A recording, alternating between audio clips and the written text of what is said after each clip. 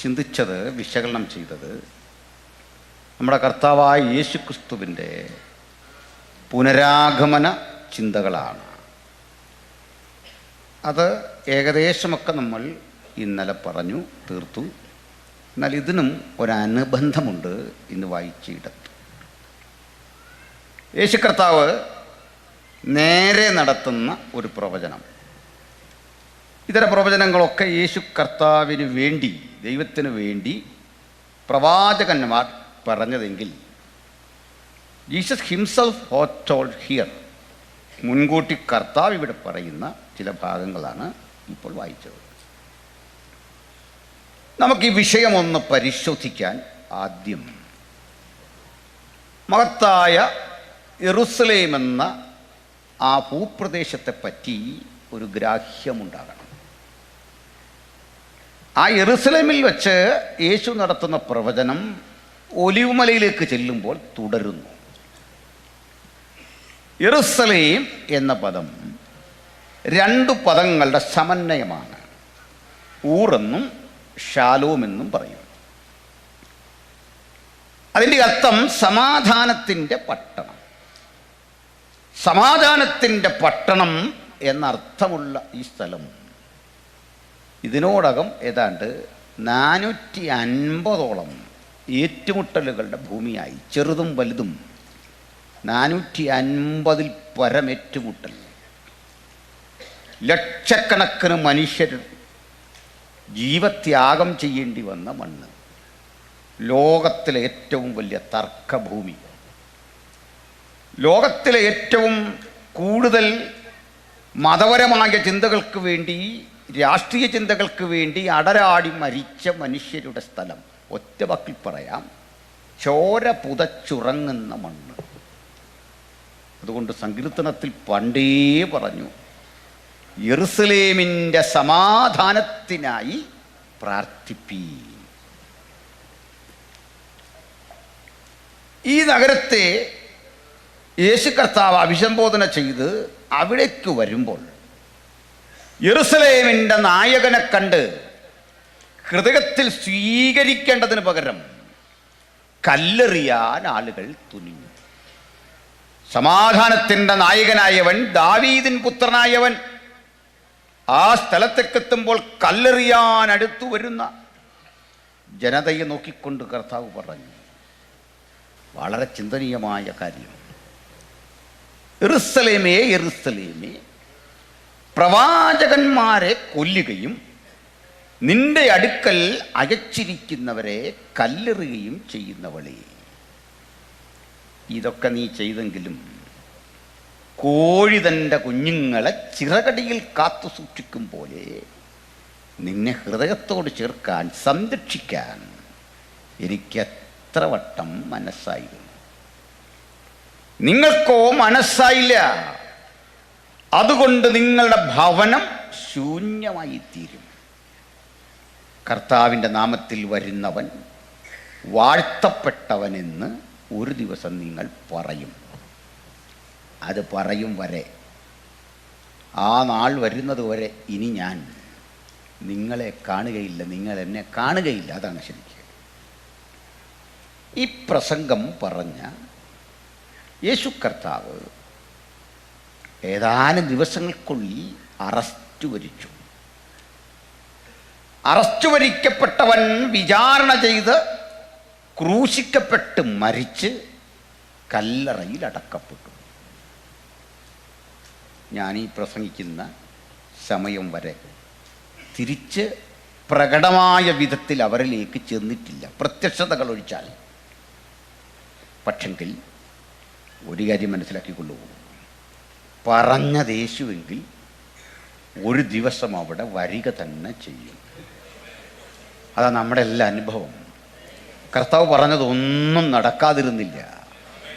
നാം ചിന്തിച്ചതൊക്കെ ചിലപ്പോൾ നടക്കാതെ പോയിട്ടുണ്ട്. കർത്താവ് പറഞ്ഞതൊന്നും നടക്കാതിരുന്നിട്ടില്ല. യേശു പറഞ്ഞതൊന്നും സംഭവിക്കാതിരുന്നിട്ടില്ല. കർത്താവിൻ്റെ വലിയ വാക്കുകളുടെ ആഴമോർത്ത് നമുക്ക് ദൈവത്തിന് മഹത്വം കൊടുത്തുകൊണ്ടിരിക്കണം. ഒപ്പം തന്നെ വിളിക്കുന്ന ഏതൊരു ദൈവമക്കളും ആത്മാവിലൊരു ദൂതിനെ സ്പർശിക്കാൻ, പ്രതീക്ഷയോടെ കാത്തിരിക്കണം. ഇതിൽ ചരിത്രവും പ്രവചന വിഷയങ്ങളും മറ്റു പല കാര്യമൊക്കെ വരുമെങ്കിലും വ്യക്തിപരമായൊരു ദൂത് ഇതിലൂടെ പ്രകാശിക്കും. അത് ജനഹൃദയങ്ങൾക്ക് വിടുതലായി മാറണം. ഈ ദേശത്തിന് സമഗ്രമായ മാറ്റമായി മാറണം. ഹല്ലേലൂയ. അപ്പോൾ ഇനി ബാക്കിയുള്ള വിഷയങ്ങളിലേക്ക് കിടക്കാം. ആദ്യം ഈ പശ്ചാത്തലം ഒന്ന് ഗ്രഹിച്ചിട്ട് ആന്തരികമായ വിഷയങ്ങളിലേക്ക് ഇറങ്ങണം. എന്താ പശ്ചാത്തലം എന്നറിയണ്ടേ? സ്ഥലം പറയാം ആദ്യം. ഊർ ഷാലോ അല്ലെങ്കിൽ യെരൂശലേം. യെരൂശലേം വിശാലമായൊരു ഭൂപ്രദേശമാണ്. അത് യഹൂദിയായുടെ ക്യാപിറ്റലാണ്.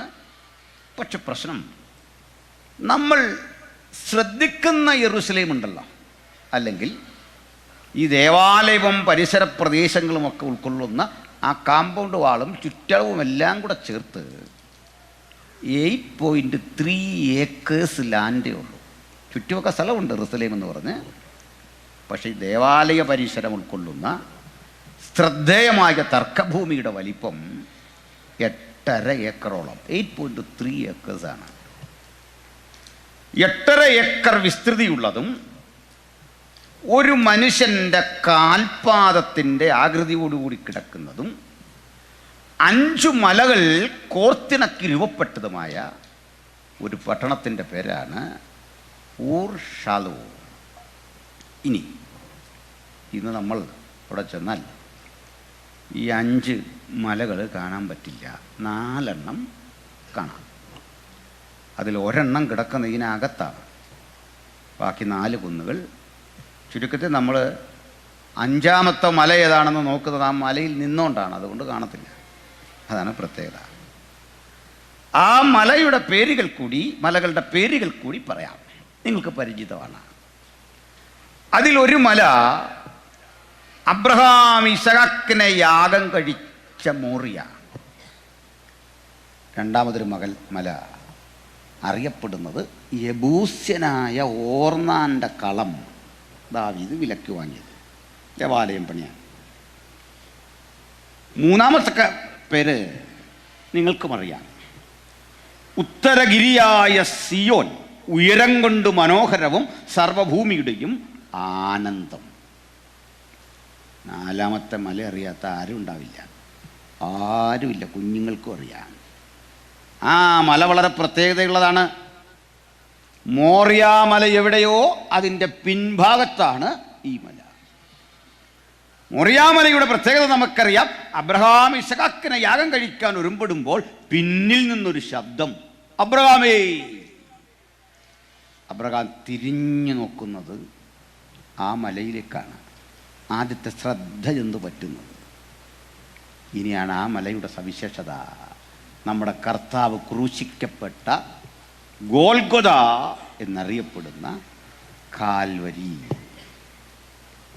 കാൽവരി അഥവാ ഗോൽഗൊഥ എന്നത് മോറിയാമലയുടെ നേരെ പിന്നിൽ വടക്കുത്തരഗിരിയായ സിയോൻ, ഇനി അപ്പുറത്തെ യെബൂസ്യനായ ഓർന്നാൻ്റെ കളം, ഇങ്ങനെ 4 മലകളും അതിൻ്റെ ഉൾഭാഗവും ചേർന്ന് കിടക്കുന്നത് കൊണ്ട് ഈ സ്ഥലത്തിന് പേര് കിട്ടി തമ്മിൽ ഇണക്കിയ നഗരമായി പണിതിരിക്കുന്ന യെരൂശലേം. ഇനി ഈ മല 5ഉം കൂടെ മുട്ടിയുരുമിക്കിടന്ന് ഒരു താഴ്വരയിൽ ഒരു മല പോലെ തോന്നും. അവിടെ അവസാനിക്കും. ആ മലസമുച്ചയങ്ങൾ, മലനിരകൾ വന്ന് അവസാനിക്കുന്ന ഇടത്തുകൂടി ഒരു തോടൊഴുകുന്നുണ്ട്. അതിൻ്റെ പേരാണ് കിദ്രോൻ. ഇതും നിങ്ങൾക്ക് പരിചയം. പണ്ട് നമ്മൾ അശേരാ പ്രതിഷ്ഠകളെ അവരെ കൊണ്ടുവന്ന് കുഴിച്ചിട്ട സ്ഥലം, അല്ലെങ്കിൽ ബാലിൻ്റെ പ്രവാചകന്മാർക്ക് ഈ പരിസരത്ത് ശ്മശാനമൊരുക്കിയ സ്ഥലം, ഏലിയ. ഇങ്ങനെയൊക്കെ ചരിത്ര പ്രസിദ്ധമാണ് ഈ കിദ്രോൻ. ഇനി ഒരു കാര്യം കൂടെ പറഞ്ഞ് നമുക്ക് യെരൂശലേം വിടണം. ശ്രദ്ധിച്ചാട്ടെ, ഈ 5 മലകളും നമ്മുടെ മല എന്നൊക്കെ പറയുന്ന സങ്കല്പത്തോട് പൊരുത്തപ്പെടത്തില്ല. ചെറിയ മൊട്ടക്കുന്നുകളാണ്. എന്തിന്? നമ്മുടെ കർത്താവ് ക്രൂശിക്കപ്പെട്ട ഗോൽഗൊഥ എന്ന കാൽവരിക്ക് ഈ ഓഡിറ്റോറിയത്തിൻ്റെ ഇവിടം മുതൽ ഈ റൂഹ് വരെയുള്ള ഉയരമേ കഷ്ടിച്ചുള്ളൂ. ഇത്ര ചെറിയൊരു മുട്ടക്കുന്ന്. മനസ്സിലായോ? കേട്ടിട്ടേണ്ട നാണം പോലെ അല്ലേ? ഇതായിരുന്നു ഈ ഗോൽഗത എന്ന കാൽവറി. ഇത്രേ ഉള്ളൂ, ഒരു മുട്ടക്കുന്ന്. ഞാനിത് പറഞ്ഞത് സഹോദരിമാർക്ക് വേണ്ടിയാണ്. ഉണർവ് പ്രസംഗരായ പാസ്റ്റർമാർക്കും സഹോദരിമാർക്കും വേണ്ടിയാണിത് പറഞ്ഞത്, സഹോദരന്മാർക്ക് വേണ്ടിയല്ല. എൻ്റെ കാരണം, ഉണർവ് പ്രസംഗരായ ദൈവദാസന്മാരും സഹോദരിമാരും ഈ കാൽവറി എന്നല്ല പറയുന്നത്, കാൽവറി, ഗോൽഗോത. ഒരു വൈബ്രേഷൻ ഭയങ്കരമാണ്. പക്ഷെ അത്രയും വൈബ്രേഷൻ വേണ്ട, അതിനുള്ള വലിപ്പമില്ല. അതുകൊണ്ടാണ് പറയും. ഈ ഗോൽഗോതായ്ക്ക് തന്നെ നാണം വരും. നമ്മൾ ഈ വല്ലാതെ കാൽവറി അത്രയും പോകണ്ട. സ്തോത്രം. പിന്നെ അതൊക്കെ ഈ വൈബ്രേഷനൊക്കെ ഇല്ലെങ്കിൽ ഒരു സന്തോഷമില്ല. ഈ കർത്തൃമേശൊക്കെ നടത്തുമ്പോൾ പാസ്റ്റർമാർ കരയുന്ന പോലൊരു ടോണിൽ സംസാരിക്കുന്നവരുണ്ടോ? ഇവിടെ ഒരു തോവിനെ അടിച്ചു. അതൊരു ശബ്ദമല്ല, അത് കരച്ചിലൊന്നും അല്ല. എന്നോട് ചോദിക്കും, ഉപദേശി എങ്ങനെയാണ് കർത്തൃമേശ നടത്തുക? ഞാനും ഇങ്ങനെയൊക്കെ തന്നെയാണ്. കാരണം ആ ടോണ് വന്നില്ലേ വിശ്വാസികൾ നമ്മളെ സ്ഥലം മാറ്റും. മനസ്സിലായില്ലേ? ഇയാളെയാണോ ഇങ്ങോട്ട് വിട്ട്? വേറെ ആരും ഇല്ലായിരുന്നോ? കാരണം എന്താ? ഒരാത്മീയ സന്തോഷമില്ല. നമ്മളെ സംബന്ധിച്ചോളം ആത്മീയ സന്തോഷം വരുന്നത് എങ്ങനെ? ആ വൈബ്രേഷൻ ഇടേണ്ട ഇടത്ത് വൈബ്രേഷൻ ഇട്ട് സംസാരിക്കണം. ഹല്ലേലൂയ. അപ്പോൾ ഈ സ്ഥലം പിടിറ്റി കർത്താവ് ഇവിടെ വന്നു. കർത്താവ് തൻ്റെ ശിഷ്യന്മാരുമായി ഇങ്ങനെ യാത്ര ചെയ്യവേ ശിഷ്യന്മാർ യേശുവിനെ ദേവാലയത്തിൻ്റെ പണി കാണിക്കേണ്ടതിന് കൊണ്ടുവന്നു. മുത്തുകളാൽ അലങ്കരിച്ചത്, കാണാൻ അതിഭംഗിയുള്ളത്, നിർമ്മാണ കലയുടെ വൈഭവം പ്രകടമാക്കുന്നൊരു മഹാദേവാലയം. മാർബിളിൽ വിരിയിച്ചെടുത്തൊരു കവിത, അങ്ങനെ പറയാം. അത്ര മനോഹരമാണ് ഈ ദേവാലയം. അത് കണ്ടിട്ട് ഏതൊരുവനും പറഞ്ഞു പോകും, നല്ല ഭംഗി. അങ്ങനെ പറയുന്നത് തെറ്റുണ്ടോ? ഇല്ല. അല്ല മോശമെന്ന് പറയേണ്ട കാര്യമുണ്ടോ? ഇല്ല. ഒരു ലൈക്ക് അടിച്ചു പോകേണ്ട കാര്യമുള്ളൂ. കൊള്ളാം. പക്ഷെ കർത്താവ് മാത്രം ഈ ദേവാലയത്തെ നോക്കി അത് തകരും എന്ന് പറഞ്ഞു. തകർന്നടിയും എന്ന് പറഞ്ഞപ്പോൾ ശിഷ്യന്മാർക്കൊരു നൊമ്പരം. എന്തിനാണത് തകരുന്നത്? കാരണം ഞങ്ങളുടെ പിതാക്കന്മാർ പണിയെടുത്ത് കഷ്ടപ്പെട്ട് കണ്ണീരൊഴുക്കി സ്ഥാപിച്ച ഈ സ്ഥാപനം തകരുമോ? ആ ചോദ്യത്തിനൊപ്പം മറ്റൊരു വിഷയം, അനുഭവം കൊണ്ടവർക്കറിയാം പറഞ്ഞത് യേശുവെങ്കിൽ അത് തകരുക തന്നെ ചെയ്യും. പക്ഷെ ഉള്ളിൽ സ്വരുക്കൂട്ടിയ ദുഃഖം കൊണ്ടവർ ചിന്തിച്ചു, അങ്ങനെ സംഭവിക്കണമോ? ഒന്നും മിണ്ടാതെ അവർ കിദ്രോൻ തോട് കടന്നു. കിദ്രോൻ തോട് ഒഴുകുന്നത് ജെറുസലേം മേഖലയുടെ കിഴക്കേ ഭാഗത്ത് കൂടിയാണ്. ആ കിഴക്ക് ഭാഗത്ത് ഒരു മലയുണ്ട്. ഈ മലകളിലൊന്നും പെടാത്തൊരു മല. അത് പക്ഷേ ഒരു മല തന്നെയാണ്. മലയെന്ന് പറഞ്ഞാൽ ഒരു പടുകുറ്റൻ മല. നടന്ന് കയറിയാൽ 20 മിനിറ്റ് മുതൽ ഏകദേശം അരമണിക്കൂർ വരെ നടന്നെങ്കിൽ മാത്രം ചെല്ലുന്ന ഒരു മല. ആ മല നിങ്ങൾക്ക് പരിചയമുണ്ട്. പേര് ഒലിവ് മല. ഒലിവ് മലയ്ക്കൊരു പ്രത്യേകതയുണ്ട്. കിദ്രോൻ തോടിൻ്റെ കരയിൽ നിന്ന് തുടങ്ങി അങ്ങ് മുകളിലേക്ക് കിടക്കുന്ന ഒലിവ് മലയുടെ നമ്മൾ കയറി ചെല്ലുന്ന ചെരുവില്ലേ, അല്ലെങ്കിൽ ആദ്യത്തെ ഭാഗം, അത് നിങ്ങൾക്ക് വളരെ പരിചയം. അതാണ് നമ്മുടെ കർത്താവ് പ്രാർത്ഥിക്കാനിരുന്ന ഗത്സമന. ഗത്സമേന എന്ന പദത്തിൻ്റെ അർത്ഥം മുന്തിരിച്ചാറ് പിഴിഞ്ഞെടുക്കുന്ന സ്ഥലം, ചക്കിട്ടിരിക്കുന്ന സ്ഥലം, ഒലിവ് കായ്കൾ ഇടിച്ച് ഒലിവെണ്ണ എടുക്കുന്ന സ്ഥലം. അതേക്കുറിച്ച് പറയുന്നത് ഇതൊക്കെ മാർക്കോസിൻ്റെ വീട്ടുകാരുടെ ആയിരുന്നാണ്, അവരുടെ സ്വന്തമായിരുന്നതാണ് ഈ ഭൂപ്രദേശം. അത്ര ധനാഢ്യനായിരുന്നു മാർക്കോസ്. ഇനി ഇതിൻ്റെ മുകൾ ഭാഗമാണ് ഒലിവ് മല. ഇത്രയും പറഞ്ഞുകൊണ്ട് ഇപ്പോൾ ആവശ്യമില്ലാത്തതെങ്കിലും ഒരു കാര്യം കൂടി പറഞ്ഞ് വിട്ടേക്കാം. ഇതിൻ്റെ മറുവശമുണ്ടല്ലോ, ഒരു ചരിവ്. ആ ചരിവും നമുക്ക് പ്രധാനപ്പെട്ടതാണ്. അവിടെയാണ് ലാസർ പാർത്ത ബഥനി അല്ലെങ്കിൽ ബഥാന്യ. ലോകത്ത് കടുക് മരങ്ങളുള്ള ഒരേ ഒരു സ്ഥലമാണ് ബഥനി എന്ന ബഥാന്യ. ബഥാന്യാണ് കടുക് മരങ്ങൾ ഇപ്പോഴും ഉണ്ട്. സകല പക്ഷികളും വന്ന മരത്തിൽ കൂടുകൂട്ടി എന്നൊക്കെ പറയുമ്പോൾ നിരീശ്വരന്മാരൊക്കെ വായിച്ചിട്ട് ഇതെങ്ങനെയെന്ന് ചോദിക്കും. എങ്ങനെയെന്ന് ചോദിക്കണേ അവിടെ ചെന്ന് കണ്ടാൽ മതി. അത്രേ ഉള്ളൂ. അവിടെ മരങ്ങൾ ഇപ്പോഴും ഉണ്ട്, കടുകുണ്ട്, അവിടെ മാത്രമേ ഉള്ളൂ. അപ്പോൾ ഇത്രയും സ്ഥലം മനസ്സിലായി. നമ്മളിപ്പോൾ ഒലിവുമലയുടെ മുകൾ പരപ്പിലാണ്. ഒലിവുമലയുടെ മുകൾ പരപ്പിൽ നിന്നുകൊണ്ട് ശിഷ്യന്മാർ ഒരു ചോദ്യം കൂടി ചോദിച്ചു. ഗുരു, അത് എപ്പോൾ സംഭവിക്കും? 25-30 മിനിറ്റുകൾക്കപ്പുറത്ത് വച്ച് അങ്ങ് ഞങ്ങളോടൊരു കാര്യം പറഞ്ഞു, ഈ ദേവാലയം തകരും. അത് സംഭവിക്കുന്നത് എപ്പോൾ? നിന്റെ വരവിനും യുഗാവസാനത്തിനും, മലയാളത്തിലെ ലോകാവസാനമല്ല ശരി, നിന്റെ വരവിനും യുഗാവസാനത്തിനും അടയാളമെന്തെന്ന് ഞങ്ങളോട് പറഞ്ഞു തരേണം. ഈ പ്രസംഗം മത്തായി 24-ൽ, മാർക്കോസ് 13-ൽ, ലൂക്കോസ് 21-ൽ ഒക്കെ കൃത്യം രേഖപ്പെടുത്തി വെച്ചിരിക്കുകയാണ്. വ്യത്യസ്ത സമീപനങ്ങളോടെ കർത്താവ് പറഞ്ഞു, ആരും നിങ്ങളെ വഞ്ചിക്കരുത്, ചതിക്കരുത്, ഒരു വിധേനയും നിങ്ങൾ തെറ്റിപ്പോകരുത്. നാശയോഗ്യനായവൻ്റെ രംഗപ്രവേശം ഉൾപ്പെടെ ഇവിടെ സംഭവിക്കാനിരിക്കുന്ന വസ്തുതകൾ കൃത്യതയോടെ പറഞ്ഞ യേശു ഒരാഴ്ചക്കുള്ളിൽ അറസ്റ്റ് വരിച്ചു, വിചാരണ ചെയ്യപ്പെട്ടു, ക്രൂശിക്കപ്പെട്ടു, മരിച്ചടക്കപ്പെട്ടു, ഉയർത്തെഴുന്നേറ്റു. ഒടുവിൽ 40 മുതൽ 40ഓളം ദിവസങ്ങൾ യേശു നമുക്ക് പ്രത്യക്ഷനായി. 40 ദിവസം കഴിഞ്ഞവർ കാണെ അവൻ സ്വർഗാരോഹണം ചെയ്ത് കണ്ട് ദൂതഗണങ്ങൾ വിളിച്ചു പറഞ്ഞു, അവൻ പോയതുപോലെ മടങ്ങി വരും. ഹല്ലേലൂയ! പോയതുപോലെ മടങ്ങി വരും. ഈ പ്രഖ്യാപനത്തിന് അനന്തരം, അതിനു മുമ്പ് തന്നെ യേശു ഒരു കാര്യം പറഞ്ഞു, എന്നോട് കേട്ട പിതാവിൻ്റെ വാഗ്ദത്തം പ്രാപിക്കാൻ നിങ്ങൾ യെരുശലേമിൽ തന്നെ കാത്തിരിക്കണം, ഇവിടുന്ന് പോകരുത്. എന്നിട്ടൊന്നുകൂടി, പരിശുദ്ധാത്മാവ് നിന്റെ മേൽ വരും, നിങ്ങൾക്ക് ശക്തി ലഭിച്ചിട്ട് യെരുശലേമിലും യഹൂദയിലും ശമരിയിലും ഭൂമിയുടെ അറ്റം വരെ എൻ്റെ സാക്ഷികളാകും. ഹല്ലേലൂയ!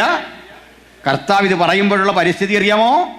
12 അപ്പോസ്തലന്മാരിൽ 11 പേരും തിരഞ്ഞെടുക്കപ്പെട്ട മത്തിയാസും 70 മറ്റ് ശിഷ്യഗണങ്ങളും എല്ലാം ചേരുന്ന ഒരു സഖ്യം അവിടെയുണ്ട്, ഒരു ജനാവലി അവിടെയുണ്ട്. അവരുടെ പരിമിതി അറിയാമോ? ആരുടെയും കയ്യിൽ പണമില്ല. അവരൊത്തുകൂടുന്നത് മാർക്കോസിന്റെ വീട്ടിലാ. സ്വന്തം ഒരു സ്ഥലമില്ല, ഒത്തുകൂടാനൊരിടമില്ല. ആഴ്ചകൾക്കപ്പുറത്ത് സഞ്ചരിക്കാൻ ഒരു കഴുതയെ കടമെടുക്കേണ്ടി വന്നവൻ, വിരുന്ന് നടത്താൻ ഒരു വീട് കടമെടുക്കേണ്ടി വന്നവൻ, മരിച്ചടക്കപ്പെടാൻ ഒരു കല്ലറ കടമെടുക്കേണ്ടി വന്നവൻ ഒരു കാര്യം പറഞ്ഞു, എൻ്റെ ശിഷ്യരെ, നിങ്ങൾ ഭൂമിയുടെ അറ്റം വരെ പോകും. എന്താണ് ഇതിൻ്റെ ഉറപ്പെന്നറിയണ്ടേ? പണമല്ല, സമ്പത്തല്ല, പൈതൃകമല്ല, പശ്ചാത്തലമല്ല. യേശുവിനെ സാക്ഷിക്കാൻ ഭൂമിയുടെ അറ്റം വരെ നമ്മെ വിടുന്ന ഘടകം അത് ആത്മാവിന്റെ ശക്തിയാണ്. പരിശുദ്ധാത്മാവ് നിങ്ങളുടെ മേൽ വരുമ്പോൾ ശക്തി ലഭിച്ചിട്ട് ഭൂമിയുടെ അറ്റം വരെ ആർക്കും തടയാനാവാത്ത വിധത്തിൽ സാക്ഷിക്കാൻ ഒരു നാവുണ്ടെങ്കിൽ, പ്രചോദിപ്പിക്കുന്ന ഒരു ഹൃദയമുണ്ടെങ്കിൽ, മുഴങ്കാലിരിക്കാൻ ഒരു മനസ്സുണ്ടെങ്കിൽ, നമ്മുടെ സ്ഥിതിഗതികളെ മുഴുവൻ മാറ്റി വിശാലമായ ഭൂമിയുടെ അറ്റം വരെ നമ്മെ അയക്കാൻ കഴിയുന്ന ഒരു മഹാദൈവം നമുക്ക് വേണ്ടി ജീവിക്കുന്നു. അതിലൊരു സന്തോഷം. ഒറ്റ ശിഷ്യൻ്റെ കയ്യിൽ ഒരു റിയാല് തികച്ചെടുക്കാനില്ല. അത്തരം പാവം മനുഷ്യർ. ഇനി അവർക്ക് നമ്മളെക്കാൾ പരിമിതിയുണ്ടേ. ഭാഷ അറിയില്ല, പാസ്പോർട്ടില്ല, ഡിഗ്രി ഇല്ല, പഠനമില്ല. യേശു കുറേയൊക്കെ പഠിപ്പിച്ചെങ്കിലും അവർ വലിയായിട്ട് പഠിച്ചൊന്നുമില്ല. കർത്താവ് നല്ല ക്ലാസ്സാണ് എടുത്ത, പക്ഷേ ഇവന്മാർ പഠിക്കുകയില്ല. ഒരു എക്സാമ്പിൾ പറയാം. കർത്താവ് ഒരു ഉപമ പറഞ്ഞു, സദൂക്യരുടെ പുളിച്ച മാവിനെ സൂക്ഷിക്കണം. പത്രോസ് യാക്കോബിനോട് പറഞ്ഞു, കണ്ടോ ചപ്പാത്തി ഉണ്ടാക്കിയത് പാളി, ഇതാ ഗുരു ഇപ്പോൾ പറഞ്ഞ് മനസ്സിലായോ? അതായിരുന്നു ശിഷ്യന്മാർ. ഇവരെ കൊണ്ട് എങ്ങനെ വേല നടക്കും? ഇവർ പോയി എന്താ പ്രസംഗിക്കുന്നത്? ഭൂമിയുടെ അറ്റം വരെ പോയിട്ട് എന്ത് നേട്ടം? പക്ഷെ ഒരു കാര്യം, ഉപയോഗിക്കുന്ന പരിശുദ്ധാത്മാവ്. അതിനാ ഇന്ന് നമ്മുടെ ടീച്ചർ പരിശുദ്ധാത്മാവാണ്. ഞാൻ പോകാഞ്ഞാൽ നിങ്ങൾക്ക് പ്രയോജനമില്ല. അതുകൊണ്ട് പരിശുദ്ധാത്മാവ് പഠിപ്പിച്ചു തുടങ്ങിയാൽ അഗോചരമായ മാർമിക സത്യങ്ങളുടെ ആഴം അവൻ പഠിപ്പിക്കും. അതുകൊണ്ട് ആർക്കും അറിയാത്ത, ആരും കണ്ടെത്താനാവാത്ത നിഗൂഢങ്ങളായ ഒളിപ്പിച്ചു വച്ച മുത്തുമണികൾ തമ്പുരാൻ ഇതിനുള്ളിൽ നിന്ന് തൻ്റെ ഭക്തർക്ക് നൽകും. നിങ്ങൾ പോയി അവനെക്കുറിച്ച് പ്രസംഗിച്ചാൽ മാത്രം മതി. അതിന് കഴിഞ്ഞ രാത്രി സൂചിപ്പിച്ച പോലെ ചിലർ കൂടി ഈ സംയുക്ത ആരാധനയിൽ സുവിശേഷത്തിൻ്റെ വ്യാപ്തിക്ക് വേണ്ടി യേശുവിനെ പ്രസംഗിക്കാൻ അയക്കുന്ന ഇടത്ത് പോകാൻ ഒന്ന് സന്നദ്ധരായി ഒരു ആത്മസമർപ്പണം ചെയ്താട്ടെ. അവരെ കൊണ്ട് ദൈവം വൻ കാര്യങ്ങളെ ചെയ്യിക്കും. Hallelujah, praise the Lord. ദാസൻ പറഞ്ഞല്ലേ, ഞാൻ ഈ സ്വന്തം കാര്യങ്ങളൊന്നും പറയുന്ന ഒരാളല്ല. അത് വചനത്തിൽ നിന്ന് കിട്ടിയൊരു വെളിപ്പാടാണ്. ജനിച്ചു വളർന്നൊരു കുഗ്രാമത്തിലാണ്. വലിയ കാട്, ഒരു ഭാഗം മുഴുവൻ വലിയ വനമാണ്, മറുഭാഗം മുഴുവൻ റബ്ബർ തോട്ടമാണ്. ഒരു 10,000 ഏക്കർ എൻ്റെ നടുവിലാണ് ഞാൻ ജനിച്ചത്. 5,000 ഏക്കർ എൻ്റെ അല്ല, KP ഓന്നാൻ്റെ ആയിരുന്നു. ഇപ്പോൾ അവിടെ എയർപോർട്ട് വരാൻ പോവാണ്. 5,000 ഏക്കർ തോട്ടം എന്നൊക്കെ പറഞ്ഞപ്പോൾ നിങ്ങൾക്കൊരു മതിപ്പെന്നെ പറ്റി തോന്നിയതാണ്. അത് KP ഓന്നാൻ്റെയാണ്. അപ്പോൾ നാടുമായിട്ടൊരു ബന്ധമില്ല, ഇങ്ങനെ വികാസം പ്രാപിച്ച ടൗണുകളുമായിട്ട് ബന്ധമില്ല. പക്ഷെ കർത്താവിനെ അറിഞ്ഞപ്പോൾ എൻ്റെ പ്രാർത്ഥന, കർത്താവിൻ എൻ്റെയോടുള്ള നിയോഗം, ഒരു കാര്യം പറയാം, ഈ കൈകൊണ്ട് എല്ലാ ജാതിയിലും എല്ലാ മതത്തിലും പെട്ട മലയാളിയെ സ്നാനപ്പെടുത്തിയിട്ടുണ്ട്. ചിലതൊന്നും നമുക്ക് പുറത്തു വിടാൻ പറ്റില്ല. Hallelujah, praise the Lord. അപ്പോൾ ഈ കരങ്ങൾ കർത്താവിന് വേണ്ടി ഏൽപ്പിക്കുന്ന ദൈവദാസന്മാരെ, നാനാജാതി മതസ്ഥരെ മുക്കിപ്പൊക്കാനുള്ള കയ്യാണ് ദൈവം നമുക്ക് തന്നിരിക്കുന്നത്. ഹല്ലേലൂയ. സഹോദരിമാരും പ്രാർത്ഥിക്കണം. നിങ്ങൾക്കും ചില ശുശ്രൂഷകൾ ദൈവം തന്നിട്ടുണ്ടല്ലേ? പ്രാർത്ഥിക്കണം, ദൈവദാസന്മാർ പ്രാർത്ഥിക്കണം. ഈ കരം കർത്താവിന് വേണ്ടിയുള്ളതാ. ആ കരം കൊണ്ട് നിരവധി ആളുകളെ പാപത്തിൻ്റെ കുടിയിൽ നിന്ന് വലിച്ചെടുക്കാൻ ഈ കരം വെച്ച് പ്രാർത്ഥിക്കുമ്പോൾ ഒരു വിടുതലിന് ശക്തി വ്യാപരിക്കാൻ. ഒരു പ്രാർത്ഥനയും വെറുതെ പ്രാർത്ഥിക്കരുത്. ഫലം കാണാത്ത പ്രാർത്ഥനകൾക്കല്ല, ഫലമുള്ള പ്രാർത്ഥനകൾക്ക് വേണ്ടി ദൈവജനം ഒരുങ്ങുകയും തയ്യാറെടുക്കുകയും ചെയ്യണം. ആ ഫലമുള്ള പ്രാർത്ഥന ഈ സ്റ്റേജിലെ പ്രാർത്ഥന മാത്രമല്ല, മുഴങ്കാലിൽ ശക്തിപ്പെട്ടിരുന്ന് പ്രാർത്ഥിച്ച് ഒരു ദൂത് പറയാൻ ഒരുമ്പെട്ടാൽ ആ കരം വെച്ച് പ്രാർത്ഥിച്ചാൽ ഒരു വിടുതൽ ഉറപ്പാണെന്നേ.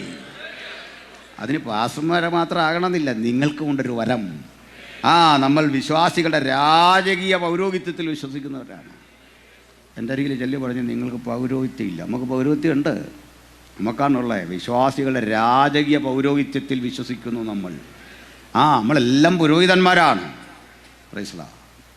കർത്താവ് ഇവരെ ഇങ്ങനെ അനുഗ്രഹിച്ചു. എനിക്കൊന്നിത് കേട്ടപ്പോൾ അത്ര വിശ്വാസം വരാത്ത ഒരാളുണ്ടായിരുന്നു കർത്താവിൻ്റെ കൂടെ. അത് നമ്മുടെ തോമാസാണ്. കർത്താവ് വിശ്വാസമില്ലാത്ത പാർട്ടിയെ തന്നെ പൊക്കിയൊരേറെ. ഈ ചരിത്രമൊക്കെ കറക്റ്റാണെങ്കിൽ പുള്ളി എവിടെ വന്നു? നമ്മുടെ നാട്ടിൽ വന്നു അല്ലേ? ഞാൻ ചിലപ്പോഴൊക്കെ ഓർക്കാറുണ്ട്, യേശുവിൻ്റെ ശിഷ്യന്മാരിൽ ഒരു കാലിന് സ്വാധീനമില്ലാത്തല്ല, ഒരു കാലില്ലാത്ത ആളായിരുന്നു തോമസ്. ബുദ്ധിമുട്ടി അദ്ദേഹം കേരളം വരെ വന്നു. കാലില്ലായിരുന്നു എന്നുള്ളത് ചിലർക്ക് പുതിയ അറിവാണ്. എനിക്ക് അറിവ് കിട്ടിയത് മലയാറ്റൂർ കണ്ട ശേഷമാണ്. കാരണം ഒരു കാൽപാതമേ ഉള്ളൂ അവിടെ, പാറപ്പുറത്ത് ഒരു കാൽപാതം. തോമസിൻ്റെ ആണെന്നാണ് പറഞ്ഞു. ഇത് കേട്ട ആരാണ്ട് പറഞ്ഞു, തോമസ് മണ്ണിക്കൂടെ നടന്നപ്പോൾ താന്നു പോകാഞ്ഞതൊരു ഭാഗ്യമായിരുന്നു. ഇനി എന്താണെങ്കിലും സെൻറ്റ് തോമസ് വന്നെന്നിരിക്കട്ടെ, ആരെങ്കിലും വന്നെന്നിരിക്കട്ടെ, തീർച്ചയായിട്ടും 1-ാം നൂറ്റാണ്ടിൽ തന്നെ സുവിശേഷം ഇന്ത്യയിലെത്തി എന്നുള്ളതിന് തെളിവുണ്ട്. ആദ്യ നൂറ്റാണ്ടിൽ തീർച്ചയായും അത് ക്രിസ്തീശന്മാരാ അല്ലേ? കടലിനോട് ചേർന്നാണ് അല്ലേ? ഭൂമിയുടെ അറ്റം വരെ എൻ്റെ സാക്ഷികളാകുമെന്ന് കർത്താവ് പറഞ്ഞ വാഗ്ദത്തം വിശ്വസിച്ച് ദൈവമക്കൾ പ്രാർത്ഥിച്ചാൽ ഒരു കാര്യം ഉറപ്പാണ്, നമുക്ക് പോകാൻ പറ്റാത്ത ഇടങ്ങളില്ല, ചെന്നിടപെടാൻ പറ്റാത്ത വിഷയങ്ങളില്ല. തൻ്റെ മക്കൾക്ക് വേണ്ടി ദൈവം പ്രാർത്ഥിക്കാൻ ഒരു വരം തന്നു കഴിഞ്ഞാൽ ഈ നാടിൻ്റെ സ്ഥിതിയും മാറ്റും. അതിനാ ഞാൻ പറയുന്നത്, കർത്താവിന്റെ ദാസൻ ആദ്യം പറഞ്ഞല്ലോ, രാജാക്കന്മാർക്ക് വേണ്ടി പ്രാർത്ഥിക്കണം, അധികാരസ്ഥന്മാർക്ക് വേണ്ടി പ്രാർത്ഥിക്കണം. ആ മണ്ഡലങ്ങളോട് ദൈവം ഇടപെട്ടാൽ ആടിമൂടി സ്ഥിതി അങ്ങ് മാറും, അവസ്ഥകൾ മാറും. Hallelujah, praise the Lord. ഇംഗ്ലണ്ടില് വില്യം ടിൻഡയിൽ എന്നൊരു മനുഷ്യനുണ്ടായിരുന്നു. ടിൻഡയിൽ അദ്ദേഹം നിരവധി പഠനങ്ങൾ നടത്തി ബൈബിളിനെ പറ്റി. കേംബ്രിഡ്ജിലെ പ്രൊഫസറായിരുന്നു. നിരവധി ഗവേഷണ പഠനങ്ങൾ ബൈബിളിനെ പറ്റി നടത്തി. വോളിയം കണക്കിന് ബുക്കുകൾ തയ്യാറാക്കി. ബൈബിളിനൊരു പരിഭാഷ ഇംഗ്ലീഷിൽ തയ്യാറാക്കി. കുട്ടികൾക്കൊക്കെ ഇത് വിതരണം ചെയ്ത് ക്ലാസ്സിൽ പഠിപ്പിക്കും. മനോഹരമായി ക്ലാസ് എടുക്കുന്നൊരു അധ്യാപകൻ, ഒരു പ്രഭാഷകൻ കൊടുക്കും. അന്ന് രാജ്യം ഭരിക്കുന്ന ഭരണകൂടത്തിന് ഈ ബൈബിളിൻ്റെ പരിഭാഷയിൽ താല്പര്യമില്ല. കാരണം മതപൗരോഹിത്യം ഭരിക്കുന്ന കാലമാണ് ആ നാട്. പോപ്പ് വിളിച്ച് വിചാരണ ചെയ്തു. താങ്കൾ എന്തിനിതൊക്കെ ചെയ്തു? ഇത് വ്യാഖ്യാനിക്കാൻ, പ്രസംഗിക്കാനുള്ള അവകാശം തങ്ങളിൽ നിഷിദ്ധമാണ് എന്ന് ഒന്നുകൂടി സ്ഥിരീകരിച്ചു പറഞ്ഞു. അദ്ദേഹത്തോട് പറഞ്ഞു, പിന്തിരിയണം, നീ എഴുതി വച്ചിരിക്കുന്ന ഇംഗ്ലീഷ് പതിപ്പുകൾ മുഴുവൻ കത്തിക്കണം. ഈ പുസ്തകം ലാറ്റിൻ ഭാഷയിലേ പാടുള്ളൂ. ലാറ്റിൻ ഭാഷയിലേ പാടുള്ളൂ, ഇംഗ്ലീഷിൽ വേണ്ട. ചിതയൊരുക്കി എരിഞ്ഞു കത്തുന്ന ചിതയ്ക്കുള്ളിലേക്ക് അദ്ദേഹം എഴുതിയ ആ പുസ്തകത്തിൻ്റെ ഇംഗ്ലീഷ് പതിപ്പുകൾ ഇട്ട് കത്തിക്കാൻ ഉത്തരവിട്ടു. അദ്ദേഹം പറഞ്ഞു, ബഹുമാനപ്പെട്ട ഭരണകൂടമേ, ഞാൻ ചെയ്തതൊരു തെറ്റെന്ന് കരുതുന്നില്ല. ഞാൻ ചെയ്തത് യുക്തമായൊരു കാര്യം. എൻ്റെ വീണ്ടെടുപ്പുകാരൻ്റെ തിരുവചനം സാധാരണ ജനങ്ങൾക്ക് മനസ്സിലാകാൻ കൂടുതൽ ആളുകൾ സംസാരിക്കുന്ന ഇംഗ്ലീഷ് ഭാഷയിൽ ഞാൻ മൊഴിമാറ്റം നടത്തിയത് ഒരു തെറ്റല്ല. ഇനി അത് കത്തിച്ചിട്ടും കാര്യമില്ല, ഇതിൻ്റെ പതിപ്പുകൾ എത്തേണ്ടയിടത്തെത്തിക്കഴിഞ്ഞു. ഇംഗ്ലണ്ടിലെ യുവാക്കൾ ആവേശഭരിതരായി അത് വായിച്ചു തുടങ്ങി. ആവേശഭരിതരായി അത് വായിക്കുന്ന ഇംഗ്ലണ്ടിലെ ജനങ്ങൾക്കിടയിൽ, യുവാക്കൾക്കിടയിൽ വലിയ ഉണർവിൻ്റെ താപജ്വാലകൾ ആളിക്കത്തുന്നുണ്ട്. ഈ തീ ഇവിടെ കത്തുമ്പോൾ അവരുടെ ഹൃദയാന്തർഭാഗത്തും തീ കത്തുന്നുണ്ട്. ആ തീക്കുണ്ടത്തിലേക്ക് ഞാൻ ഈ പുസ്തകം വലിച്ചിടാൻ സന്നദ്ധനാവില്ല. പകരം അദ്ദേഹത്തെ തന്നെ തീക്കുണ്ടത്തിൽ ചുട്ടുകരിക്കാൻ ഉത്തരവിട്ടു. നിർഭയനായി ഈ തീച്ചൂളയിൽ അരികിലേക്ക് നടന്നെടുക്കുന്ന ടിൻഡയിൽ ഒന്ന് പറഞ്ഞു, അല്ലയോ മതമേധാവിത്വമേ, നിങ്ങൾ എൻ്റെ മുഖം ശ്രദ്ധിക്കുക. ആളിക്കത്തുന്ന തീയ്, അഗ്നിനാവുകൾ എന്നെ വിഴങ്ങുമെന്ന് എനിക്കറിയാം. അതിൽ ഞാൻ ഞെരിഞ്ഞമർന്ന് വെന്തുപോകുമെന്നറിയാം. പക്ഷേ മരണഭീതിയുള്ളവൻ്റെ വെപ്രാളം നിങ്ങൾക്കെൻ്റെ മുഖത്ത് വായിച്ചെടുക്കാൻ കഴിയില്ല. പരാജിതനായവൻ്റെ മുഖഭാഷ നിങ്ങൾക്ക് വായിച്ചെടുക്കാൻ കഴിയുകയില്ല. ഞാനിതിലേക്ക് കടന്നു പോകുന്നത് ജയാളിയായിട്ടാണ്, വിജയം വരിച്ചവനായിട്ടാണ് ഈ തീച്ചൂളയിലേക്ക് കടന്നു പോകുന്നത്. നിങ്ങളെന്നെ കത്തിച്ചിവിടെ ചാമ്പലാക്കും. പക്ഷെ ഞാനൊന്നറിയുന്നു, ഈ ആളിക്കത്തി ഇവിടെ അമരുന്ന ഈ തീക്കുള്ളിലെ ചാരത്തിൽ എൻ്റെ ശവശരീരം ഒതുങ്ങുമ്പോൾ ഈ ചാരത്തിൽ നിന്ന് ഒരു കഴുകൻ ചിറകടിച്ചു പറക്കും. അത് യൂറോപ്പിൻ്റെ നഭോമണ്ഡലങ്ങൾ മുഴുവൻ അത്ഭുതപ്പെടുത്തിക്കൊണ്ട് യൂറോപ്പിലെങ്ങും അതിങ്ങനെ പറന്നുകൊണ്ടിരിക്കും. അതിൻ്റെ ചിറകടി ശബ്ദത്തിൻ്റെ മുമ്പിൽ ഉഗ്രപ്രതാപങ്ങൾ മുട്ടുകുത്തും. ഞാൻ പ്രസംഗിച്ച സുവിശേഷം യൂറോപ്പിലെങ്ങും വ്യാപരിക്കുമെന്ന് ഭക്തൻ ആ തീച്ചുളയ്ക്ക് മുമ്പിൽ വെച്ച് പറയുമ്പോൾ ഇന്ന് കാണുന്ന വ്യാപ്തിയൊന്നും സുവിശേഷത്തിനില്ല. പക്ഷെ നിങ്ങളിൽ നല്ല പ്രവൃത്തി ആരംഭിച്ചവൻ യേശുക്രിസ്തുവിന്റെ നാളോളം അതിനെ തീർക്കുമെന്ന് ഉറപ്പുള്ള വചനമാണ് അദ്ദേഹം പ്രസംഗിച്ചതെങ്കിൽ, ദൈവത്തിന്റെ പൈതങ്ങളെ, ഞാനും നിങ്ങളും ചേർന്ന് ഈ ഓഡിറ്റോറിയത്തിൽ ഇന്ന് പ്രാർത്ഥിച്ചതൊന്നും വൃഥാവാകില്ല. കാരണം എന്തെന്നറിയണ്ടേ? തിണ്ടയിൽ അന്ന് പ്രാർത്ഥിച്ചിട്ടത് എന്തോ അത് നടന്നു. രാജ്യം ഭരിക്കുന്ന രാജാവിന്റെ മനസ്സ് ദൈവം ഉണർത്തി. രാജാവിന്റെ മനസ്സുണർത്തി അദ്ദേഹത്തിനൊരാഗ്രഹം, ഈ ബൈബിൾ ഇംഗ്ലീഷിലാക്കണം. ഗ്രാമേറിയന്മാരെ കൊണ്ടുവന്നു, കൊട്ടാരത്തിൽ നിന്ന് പണം കൊടുത്തു, ദീർഘനാളിൽ പണിയെടുത്ത് എഡിറ്റിംഗ് വർക്കൊക്കെ നടത്തി ഈ പുസ്തകം മുഴുവൻ ഔദ്യോഗികമായി രാജാവിൻ്റെ അനുമതിയോടെ ഇംഗ്ലീഷിലാക്കപ്പെട്ടു. 1500. അതാണ് നമ്മുടെയൊക്കെ കയ്യിലിരിക്കുന്ന ഓതറൈസ്ഡ് കിങ് ജെയിംസ് വേർഷൻ. എന്താ മനസ്സിലായി? എവിടെ നിരോധിക്കപ്പെട്ടോ അവിടുത്തെ രാജാവിൻ്റെ മനസ്സുണർന്നപ്പോ സ്ഥിതിയെ പാടെ മാറ്റിത്തന്ന ദൈവം, അവസ്ഥയെ പാടെ മാറ്റിത്തന്ന ദൈവം. ആ അതേ ദൈവം ഇന്നും ജീവിക്കുന്നെങ്കിൽ, ആ ദൈവപ്രവൃത്തി ഇന്നും തുടരുന്നെങ്കിൽ വെറുതെ അല്ല ഇവിടെ വന്നത്. ദൈവം ഈ ദേശത്ത് കൊണ്ടുവന്നത് യേശുവിന്റെ ആത്മാവുള്ളവരെ ഒരു സ്ഥലത്ത് സംഘടിപ്പിക്കാൻ ഇത്രയും സ്വാതന്ത്ര്യമില്ലാത്ത ഘട്ടത്തിൽ ഒരുമിച്ച് കൂടാൻ നമുക്ക് സാധിക്കുന്നതിന്റെ പിന്നിലെ കാരണം ദൈവം ചില മണ്ഡലങ്ങളെ ഉണർത്തും. ഇന്ന് പ്രാർത്ഥിച്ചിട്ടുകൊള്ളൂ, കാലവേറെ കഴിഞ്ഞ് അതിൻ്റെ ഒരു പ്രതിഫല പ്രാപ്തിക്ക് നമ്മൾ തിരിച്ചു വരിക തന്നെ ചെയ്യും. ഹല്ലേലൂയ. സമയക്കുറവുണ്ട്, പെട്ടെന്ന് മുമ്പോട്ട് പോവാണ്. ചില കാര്യങ്ങൾ കൂടി ഓർമ്മപ്പെടുത്താം. പ്രിയപ്പെട്ടവരെ, നമ്മുടെ തിരുവെഴുത്ത് പഠിച്ചു വരുമ്പോൾ പണ്ട് ചെയ്തു വച്ച പല പ്രവൃത്തിക്കും കാലമേറെ കഴിഞ്ഞാണ് ദൈവത്തിൻ്റെ മറുപടി വരുന്നതെങ്കിലും അതിൻ്റെ അടിസ്ഥാനം വലുതാണ്. അതുകൊണ്ട് ഒരു കണ്ണീരും വൃഥാവല്ല, ഒരു പ്രാർത്ഥനയും വൃഥാവല്ല, ഒരു വേദനയും വൃഥാവല്ല. ചിലപ്പോഴൊക്കെ ആരാധന മുടങ്ങിപ്പോയ സന്ദർഭങ്ങൾ നിയമവശാൽ ഇവിടെ ഉണ്ടായിട്ടുണ്ട്. ചില ദൈവദാസന്മാർക്ക് ജീവിതത്തിൻ്റെ കനത്ത പീഡകളിലൂടെ കടന്നുപോയിട്ടുണ്ട്. ആ കണ്ണീരിൽ കൊണ്ട് ജയിലഴികളെ, ജയിലറകളെ മുഴുവൻ ആ ഒരു കണ്ണീർ കടലാക്കിയ പ്രിയപ്പെട്ടവരും അവരുടെ കുടുംബാംഗങ്ങളും സഭയുമൊക്കെ ഒത്തുചേർന്ന് പ്രാർത്ഥിച്ചത് ഒരു പരാജയമായില്ലെന്ന് മാത്രമല്ല, ഒരു വലിയ വിജയം. ഒന്ന് പറഞ്ഞ് അവിടെ വിട്ടേക്കാം. വിശ്വാസത്താൽ നമുക്കൊന്നുകൂടി ഈ ചരിത്രത്തോട് വിളിച്ചു പറയാം, ഈ അന്തരീക്ഷത്തോട് വിളിച്ചു പറയാം, ഈ ദേശത്തോട് വിളിച്ചു പറയാം, ഞങ്ങൾ ഇന്ന് വിതയ്ക്കുന്ന വചനം ഒരു ദിവസം ഫലം കായ്ക്കും. അത് കൊയ്തെടുക്കാൻ ഞങ്ങൾ ഈ ഭൂമിയിൽ ഇല്ലായിരിക്കാം, പക്ഷെ ഒരു പുതുതലമുറ അത് കൊയ്തെടുക്കാൻ ഇതുവഴി വരും. അതിൻ്റെ ഉപഭോക്താക്കളായി കടന്നു വരും. അവർ പ്രസംഗിക്കും. അവർ പ്രസംഗിക്കുന്ന ആ വചനത്തിന് ജീവനുണ്ട്. അതതിൻ്റെ പ്രവൃത്തി ചെയ്യുക തന്നെ ചെയ്യും. ആമേൻ. അപ്പോൾ യേശു ഇവിടുന്ന് ശിഷ്യന്മാരെ ഇതൊക്കെ പരമേൽപ്പിച്ചിട്ട് പോയി. AD 70 ഒരു 30 യേശുവിൻ്റെ ക്രൂശീകരണം എങ്കിൽ AD 70 ആകുമ്പോൾ യേശുവിൻ്റെ പ്രവചനത്തിൻ്റെ ചരിത്ര നിവൃത്തി ആരംഭിക്കുക. രാജ്യം ഭരിക്കുന്ന ചക്രവർത്തിയുടെ സേനാനായകൻ ടൈറ്റസ് കൈസർ.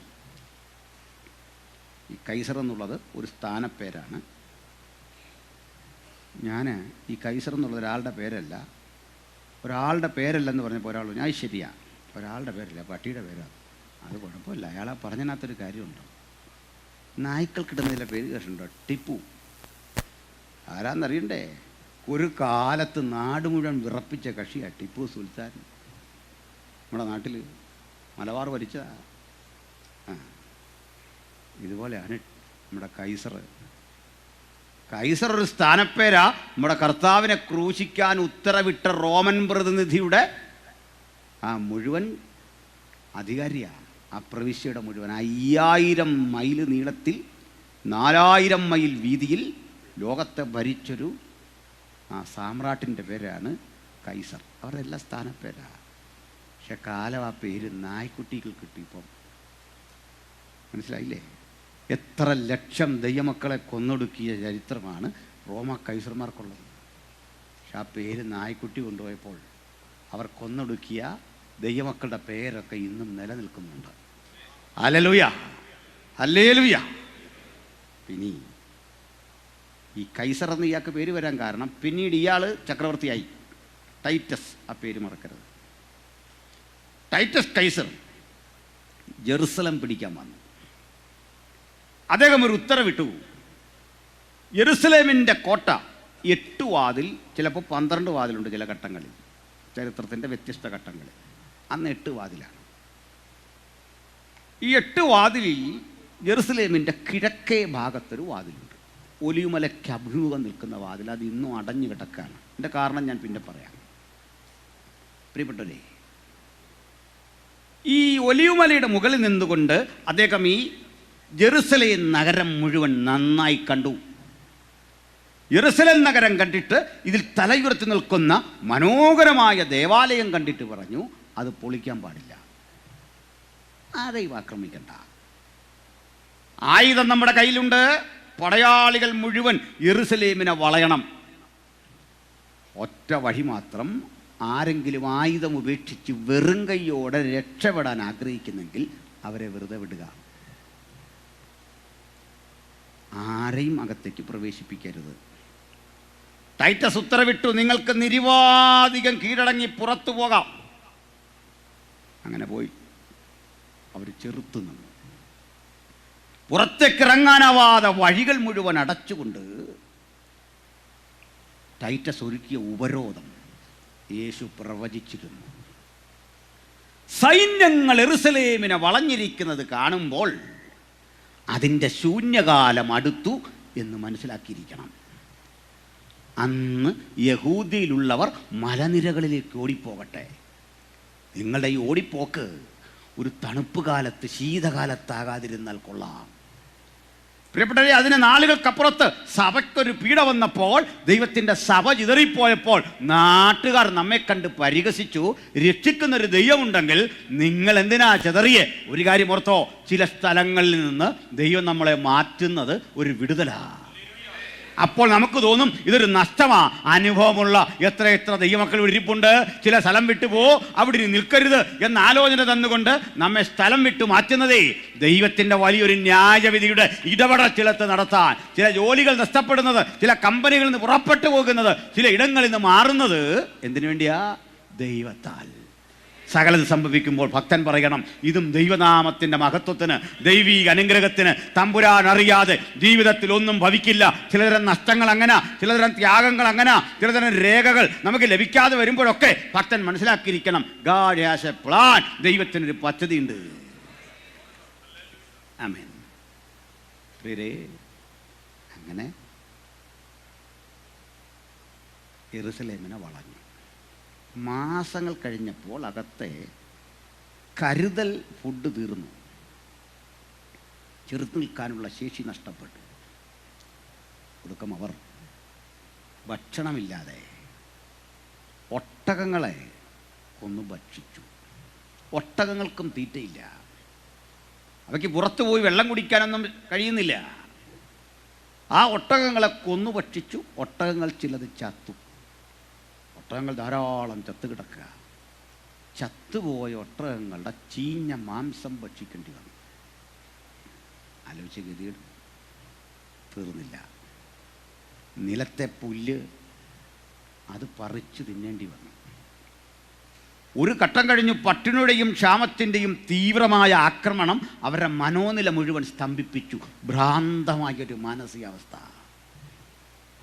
അന്ന് ദൈവമക്കളും പട്ടിണി കിടപ്പുണ്ട് ഒത്തിരിയിടത്ത്. ഇവിടല്ല, യെരൂശലേമിൻ്റെ പുറത്ത് ചിതറിപ്പോയെടുത്ത്. പക്ഷെ അവിടെ മനോരോഗമില്ല, ഭ്രാന്തില്ല. ആ പട്ടിണിക്കും ഒരാനന്ദമുണ്ട്. അവരും പീഡിപ്പിക്കപ്പെടുന്നുണ്ട്. എന്തിനു വേണ്ടിയാ? ക്രിസ്തുവിന് വേണ്ടി. കർത്താവിന് വേണ്ടി സഹിക്കുന്ന ത്യാഗങ്ങൾക്കെല്ലാം അർത്ഥസഹിതമായ ഒരു സംതൃപ്തി ഉണ്ടെന്ന് ദൈവമക്കൾ അറിഞ്ഞിരിക്കണം. തീർന്നില്ല. ഒടുക്കം സ്വന്തം വസ്ത്രം കടിച്ചു കീറി തിന്നു. ഇട്ടിരിക്കുന്ന ചെരുപ്പ് പട്ടിണിയുടെ ആധിക്യം കൊണ്ട് തിന്നേണ്ടി വരുന്നു എന്ന് പറയുമ്പോൾ നിങ്ങൾ ആലോചിച്ച് നോക്കണം, എത്ര കിരാതമായിരുന്നു അവിടുത്തെ അവസ്ഥ. ഭീകരമായ നാളുകളെക്കുറിച്ച് ക്രിസ്തു കൊടുത്ത മുന്നറിയിപ്പ് കേൾക്കാതെ, യേശുവിൻ്റെ വാക്കിന് വില കൽപ്പിക്കാതെ കല്ലെടുത്തെറിയാൻ ഒരുമ്പെട്ടവർക്ക് നേരെ യേശു തൊടുത്തുവിട്ട പ്രവചനത്തിൻ്റെ വാക്കുകളുടെ ശക്തി ഇത്ര വലുതായിരുന്നെങ്കിൽ, ഒന്നുകൂടി പറഞ്ഞു, നിങ്ങൾ ഈ നഗരം വിട്ട് ഇപ്പോൾ പോകരുത്. പരിശുദ്ധാത്മാവ് നിങ്ങളുടെ മേൽ വരുമ്പോൾ ആത്മശക്തി കൊണ്ട് നിങ്ങൾ ഇവിടുന്ന് പോകാവൂ. ഭൂമിയുടെ അറ്റത്തേക്ക് പോകാൻ നമുക്ക് തന്ന നിയോഗം എത്ര അർത്ഥവ്യാപ്തിയുള്ളതായിരുന്നോ. ഈ കുടിലമായ ജീവൽ പ്രതിസന്ധി വിട്ട് ദൈവം അയക്കാൻ പോകുന്ന ഇടത്തെക്കുറിച്ചുള്ള ദൂത് അത്ര സമഗ്രമായിരുന്നു. ഒടുക്കം മറ്റൊന്നുകൂടി സംഭവിച്ചു. പ്രിയരേ, ചെറുത്തു നിൽക്കാൻ ഒരുമ്പെട്ടവരെ അമ്പരപ്പിച്ചുകൊണ്ട് ഇദ്ദേഹത്തിൻ്റെ സേന ഇരമ്പിക്കയറി. കാരണം ഇനി അവർക്ക് ചെറുക്കാൻ ശേഷിയില്ല. ആളുകളെ വാളിൻ്റെ വായ്ത്തലയ്ക്ക് വെട്ടി.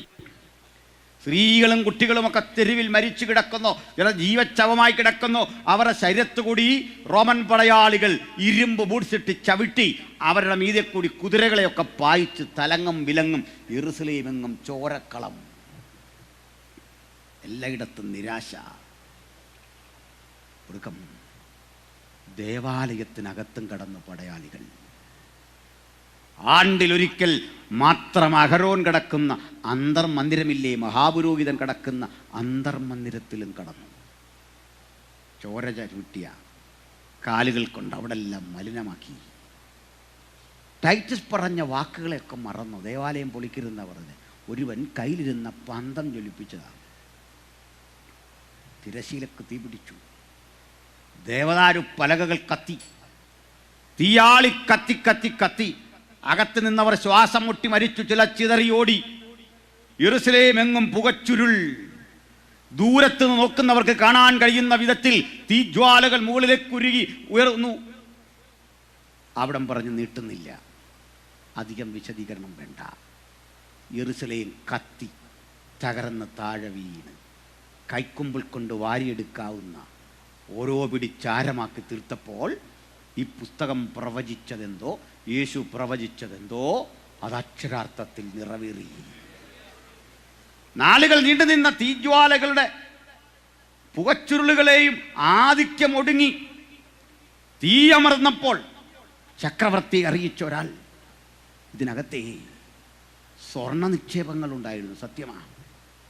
ദേവാലയത്തിൻ്റെ പല നിർമ്മാണത്തിന് ഉപയോഗിച്ചു വന്ന വിലപിടിപ്പുള്ള പല വസ്തുക്കളുണ്ട്. അതിൽ വെള്ളിയും പൊന്നും ഏറെയുണ്ട്. ആളിക്കത്തുന്ന തീക്കുള്ളിൽ അവ വെന്തുരുകി കിനിഞ്ഞ് ഭൂമിയുടെ അടിത്തറയിലൊക്കെ കിടപ്പുണ്ട്. ഇരുമ്പ് കലപ്പകൾ കൊണ്ടുവന്ന് ആനകളെ വരുത്തി ഈ കല്ലുകൾ ഉഴുതു പിഴുതു മാറ്റി. ഇങ്ങനെ പിഴുതു മാറ്റുമ്പോൾ യേശു പറഞ്ഞ പ്രവചനത്തിൻ്റെ രണ്ടാം ഭാഗവും നിറവേറി. എങ്ങനെ പറഞ്ഞേ? കല്ലിന്മേൽ കല്ല് ശേഷിക്കാതെ ഈ ദേവാലയം.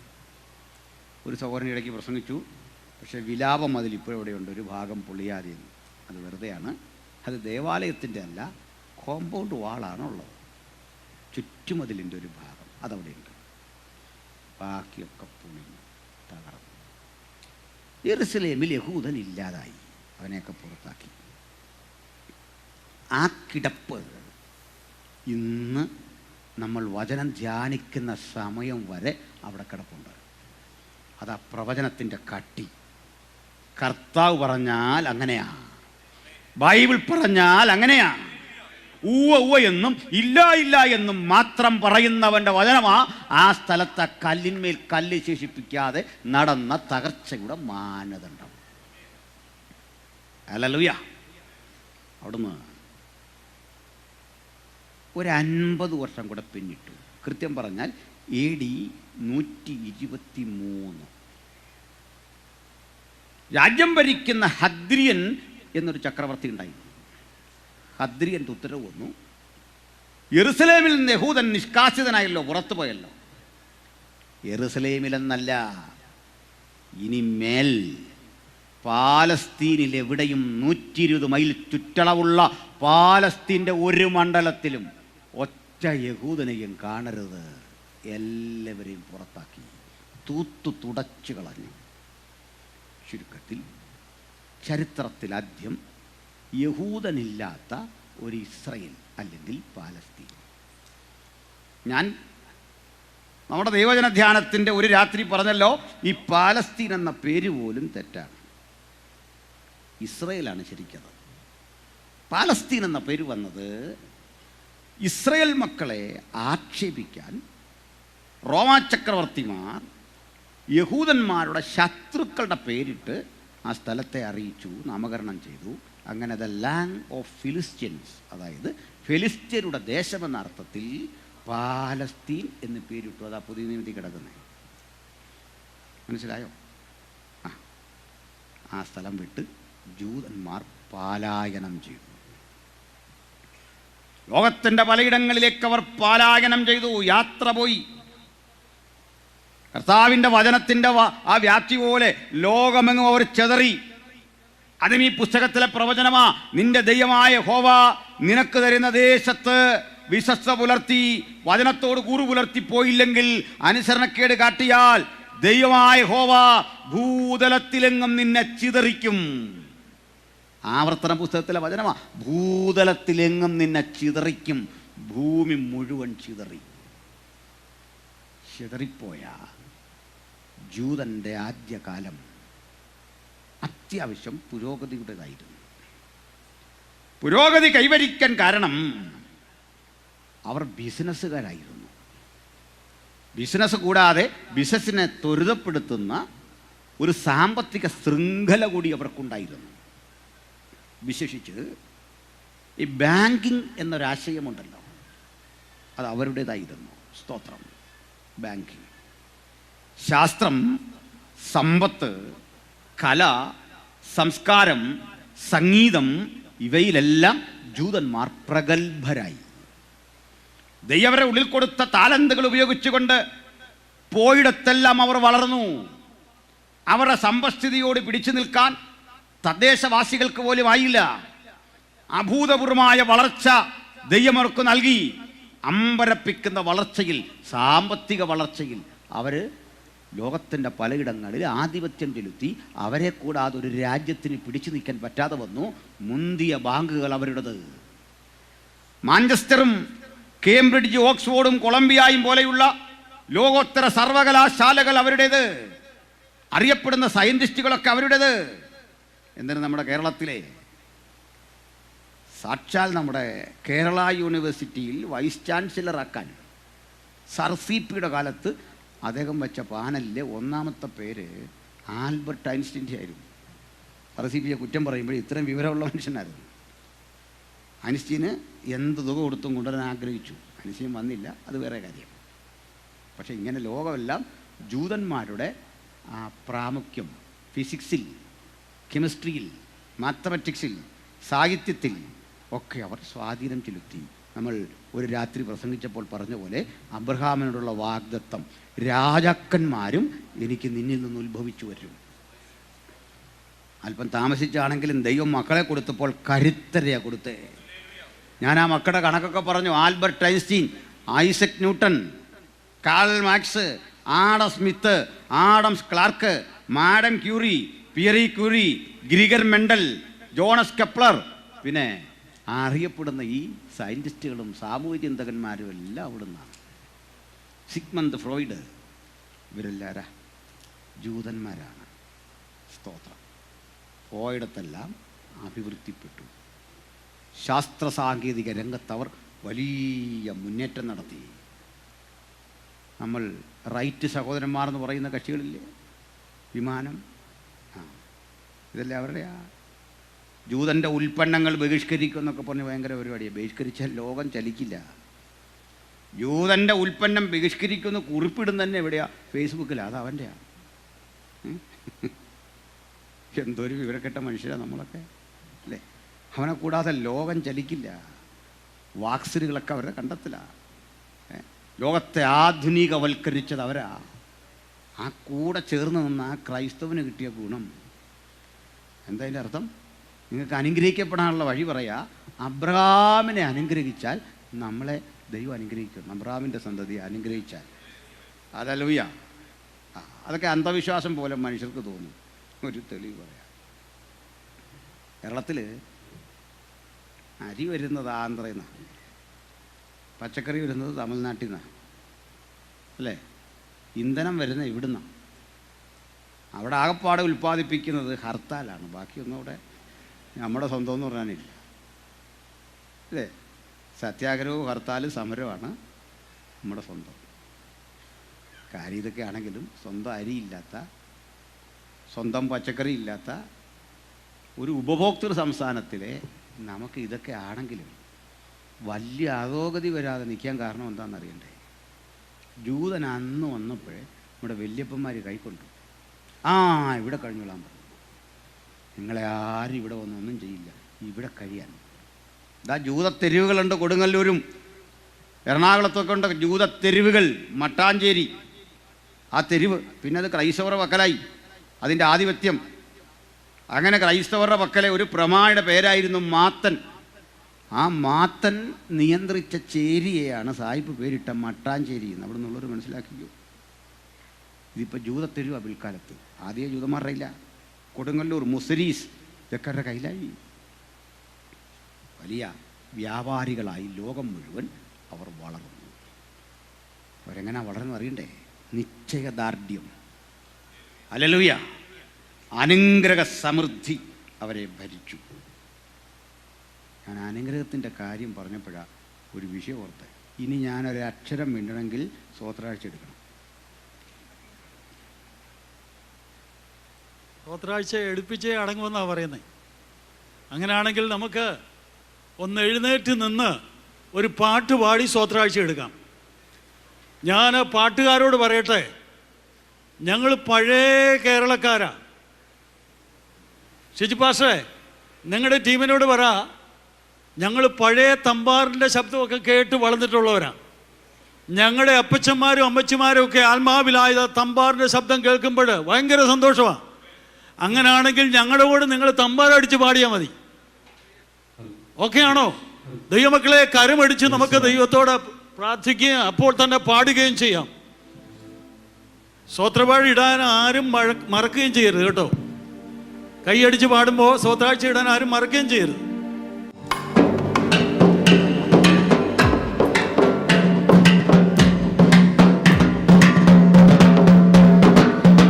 എന്താനന്ദം, എനിക്കെന്താനന്ദം, പ്രിയ യേശുവിൻ കൂടെയുള്ള വാസം.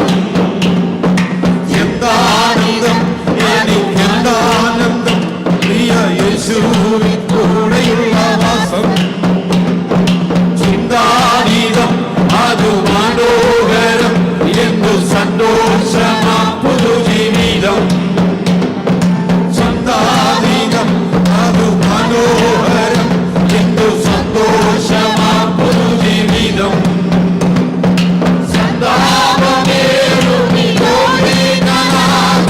സാന്ത്വനം തരും സുഖം. എന്താനന്ദം, എനിക്കെന്താനന്ദം, യേശുവിൻ കൂടെയുള്ള വാസം. ദൈവത്തെ ആരാധിച്ചതുപോലെ അത് മനോഹരം, എന്ത് സന്തോഷമാ പുതുജീവിതം. ആരും വെറുത്താലും ആരും ചെറുതാലും കാര്യം ഇല്ലെന്നുള്ള ചൊല്ലുന്നു. കൂടെ പാടി പാടും, കൂടെ ജീവി പാടും, കൂട്ടാൻ പ്രതിജ്ഞാബദ്ധം ചെയ്തു. ആരും വെറുത്താലും ആരും ചെറുതാലും കാര്യം ഇല്ലെന്നുള്ള ചൊല്ലുന്നു.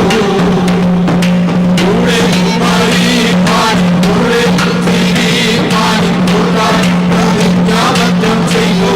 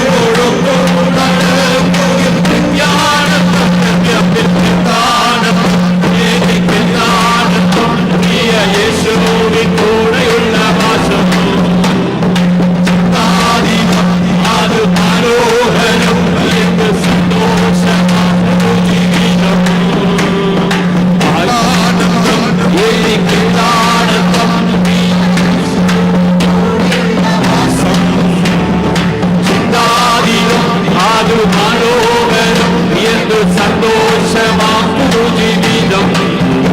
ഓ സന്താപമേറുമേലോകെ ഞാനാകിലും സാന്ത്വനം തരും സുഖം. എന്താനന്ദം എനിക്കെന്താനന്ദം പ്രിയ യേശുവിൻ കൂടെയുള്ള വാസം. ചിന്താതീതം അത് മനോഹരം എന്ത് സന്തോഷമാം പുതുജീവിതം. സിംഹങ്ങൾ നടുവേ തള്ളപ്പെട്ടാലും ഭയപ്പെടേണ്ടിയോ. ത്രിശൂലനിന്റെ ഒഴിയെന്നാലും ഭയപ്പെടേണ്ടിയോ. സിംഹങ്ങൾ നടുവേ തള്ളപ്പെട്ടാലും ഭയപ്പെടേണ്ടിയോ. ത്രിശൂലനിന്റെ ഒഴിയെന്നാലും ഭയപ്പെടേണ്ടിയോ. കൺമണി പോലിനെ കാക്കുന്ന ദൈവം കണ്ണുള്ളം കയ്യിൽ മണിച്ചിടുവിന്റെ. കൺമണി പോലിനെ കാക്കുന്ന ദൈവം കണ്ണുള്ളം കയ്യിൽ മണിച്ചിടുവിന്റെ. ഭയപ്പെടേണ്ട ഇനി ഭയപ്പെടേണ്ട ഇമ്മാനുവേലിന്റെ കൂടെയുണ്ട്. ഭയപ്പെടേണ്ട ഇനി ഭയപ്പെടേണ്ട ഇമ്മാനുവേലിന്റെ കൂടെയുണ്ട്. എണ്ണമില്ലാതുള്ള നന്മകളോർത്താൽ വന്നിപ്പാനായിരം നാവുകൾ പോരാ. എണ്ണമില്ലാതുള്ള നന്മകളോർത്താൽ വന്നിപ്പാനായിരം നാവുകൾ പോരാ. ഭയപ്പെടേണ്ട ഇനി ഭയപ്പെടേണ്ട ഇമ്മാനുവേൽ നിന്റെ കൂടെയുണ്ട്. ഭയപ്പെടേണ്ട ഇനി ഭയപ്പെടേണ്ട ഇമ്മാനുവേലിന്റെ കൂടെയുണ്ട്. കൂടിനായാലും കൂടില്ലെന്നാലും ഭയപ്പെടേണ്ടിനിയോ. കൂടെ സഹിപ്പാൻ ആരുമില്ലെന്നാലും ഭയപ്പെടേണ്ടിനിയോ. കൂട്ടിനായാലും കൂടില്ലെന്നാലും ഭയപ്പെടേണ്ടിനിയോ. കൂടെ സഹിപ്പാൻ ആരുമില്ലെന്നാലും ഭയപ്പെടേണ്ടിനിയോ. കണ്ണുള്ളം കയ്യിൽ മരച്ചവനിന്റെ കൂടെ നടക്കും കൂടെ വസിക്കും. കണ്ണുള്ളം കയ്യിൽ മരച്ചവനിന്റെ കൂടെ വസിക്കും കൂടെ നടക്കും. ഭയപ്പെടേണ്ട ഇനി ഭയപ്പെടേണ്ട ഇമ്മാനുവേലിന്റെ കൂടെയുണ്ട്. ഭയപ്പെടേണ്ട ഇനി ഭയപ്പെടേണ്ട ഇമ്മാനുവേലിന്റെ കൂടെയുണ്ട്. ഭയപ്പെടേണ്ട ഇനി ഭയപ്പെടേണ്ട ഇമ്മാനുവേലിന്റെ കൂടെയുണ്ട്. ഭയപ്പെടേണ്ട ഇനി ഭയപ്പെടേണ്ട ഇമ്മാനുവേലിന്റെ കൂടെയുണ്ട്. ഇമ്മാനുവേലിന്റെ കൂടെയുണ്ട്. ഭയപ്പെടേണ്ട ഇനി ഭയപ്പെടേണ്ട ഇമ്മാനുവേലിന്റെ കൂടെയുണ്ട്.